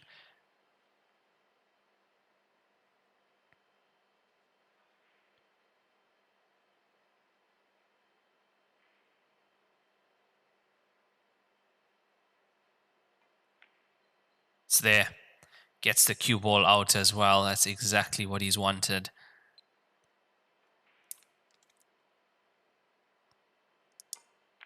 And that is another break and run. That's 2 consecutive break and runs. Kunpeng extends his lead.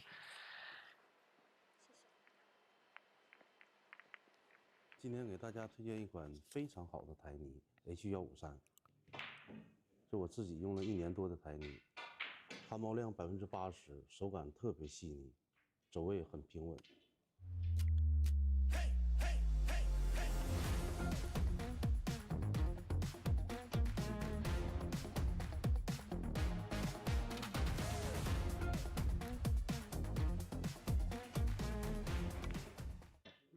根据我。 Brilliant standard from both players in this match, but of recent, Kunpeng he's on another level now. That missed black ball at 12 each from Chen opened the door for a rack and run, and then 2 consecutive break and runs for Kunpeng. He's 15-12 up. He's 2 away from the finish line at 17. And he pots another ball off the break, cue ball almost in. And I think he's potted another 2 balls as well.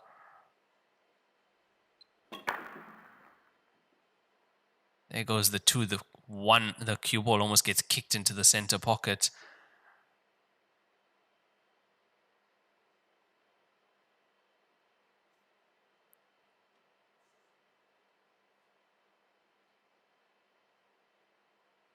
Yeah, 1 stripe, 1 solid down on that break. But this time, clearance is not going to be easy.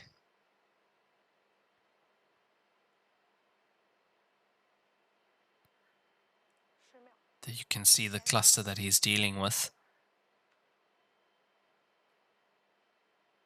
2 solids surrounded by 4 stripes. I see what he's looking at. He was looking at 5 off the 4. So if he gets right behind the 5 on the left side, he could play 5 off the 4 if it passes the 13. That would definitely release the 4.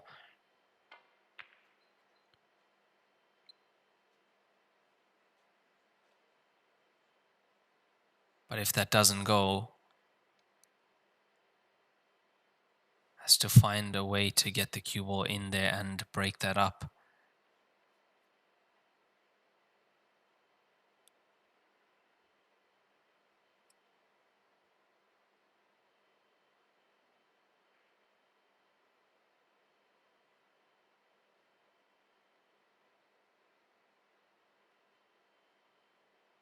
It really is amazing what these players can do. If you looked at what was happening in the first 8 frames, you would think there was no way Kunpeng was going to win this match. Look at the cue ball. Not fortunate though. That was an excellent pot at that pace and to get the cue ball running in that direction, but don't see a one visit clearance here for him.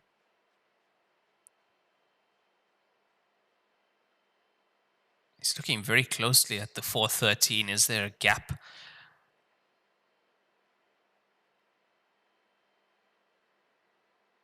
Can't be. No gap, puts the 4 in front of the pocket. It does mean Chen's going to come back to the table. Yeah, if you looked at the way he was playing and the rolls he was getting in the first 8 frames, you'd think, no way. It was only his loyal supporters on the stream that knew he's going to come back. I was doubtful.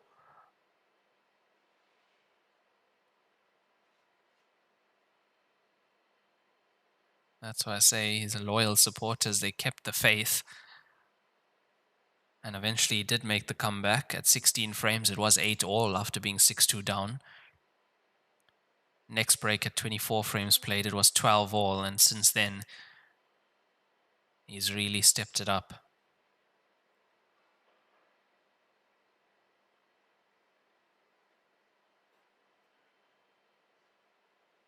Not only has he stepped it up, he's capitalized off that mistake from Chen, the missed black ball to the center pocket. She was supposed to go 13-12.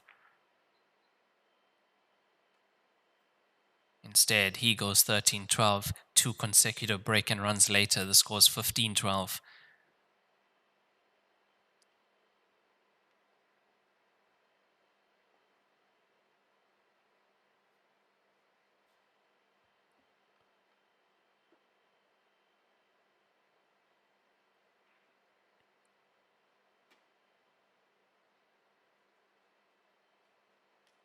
She's played containing safety, left the cue ball on the ball cushion. What is the play here for Kunpeng? See what he was trying to do. But this time he has left a few pots available for Chen.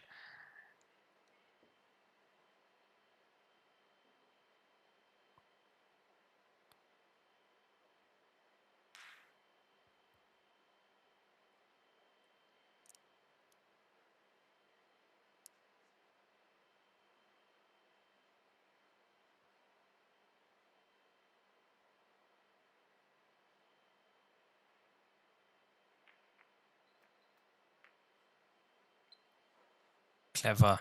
It's a clever shot. Combination rule, you are allowed to pot your opponent's ball as long as you make contact with your ball first.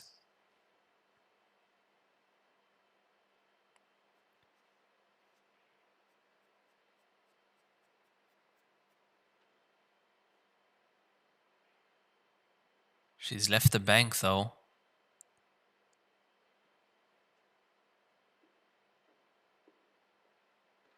If he does take it on, it's pretty much an all or nothing shot. It's all. It's an all shot. Does he have a shot on the 7? I think he might just. What a shot this is. You miss this. He's certain to give the table away, and with the form these players are in, that's a frame gone. Look, he pots the 7, and if he makes a clearance here, really I'd say he deserves the win. Because the last few frames has been exceptional from him. The problem is not the pot and the 7, it's position for the black ball after the 5, which is why he's had to play it like that to land high on the 5.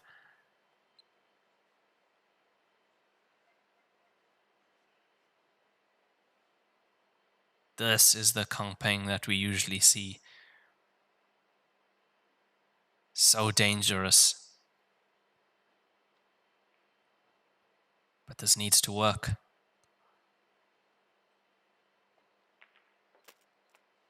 It's good. It's worked perfectly from not getting the run of the balls at all in the first half of this match. Now everything going his way, but he's done that. He's made this possible.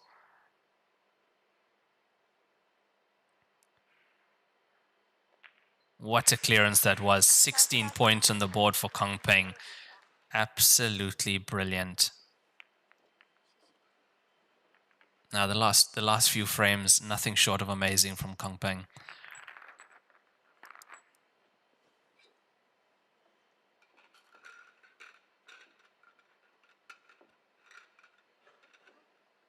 Look, Chen's played the right shot.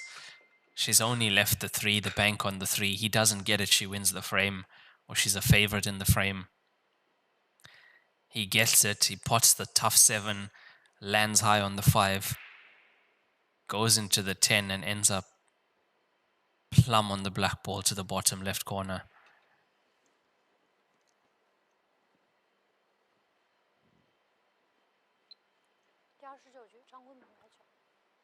Zhang Kunpeng on the hill, 16-12 up on Chen in this race to 17.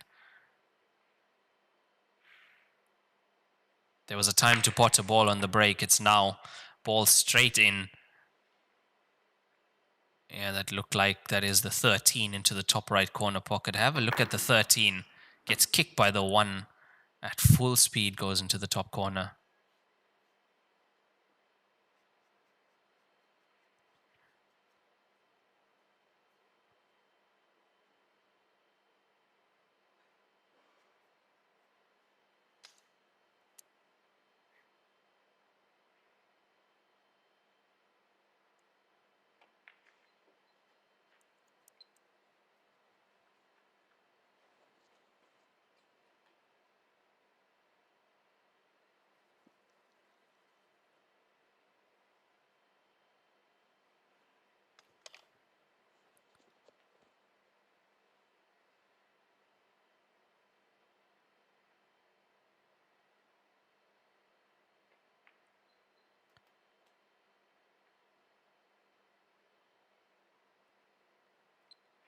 Didn't want the kiss on the 15.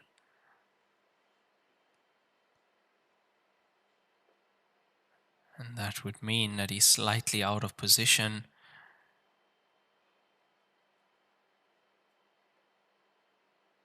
You asked me if he makes a finish in the first 8 frames from here. I'm saying no. But now, massive favorite.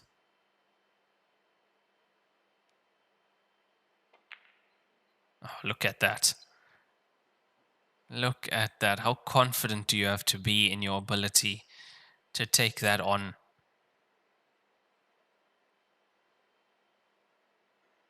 The safer shot was to try and cut that into the center, or one of those balls into the center. Chance of losing the cue ball again, but look at where the cue ball is.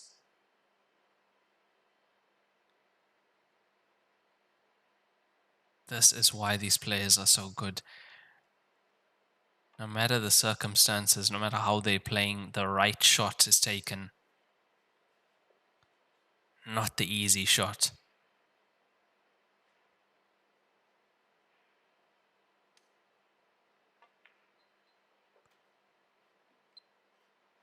And once he makes position on the black ball, I do expect Chen to get out of her seat. She doesn't. Waits for him to pot it. It's there. Zhang Kunpeng wins, defeats Chen Siming. What a match that was. Unbelievable stuff. Kunpeng brings it home in the end. 17-12 over Chen. Absolutely unbelievable scenes on this TV table. We were all squared 8-all, 12-all.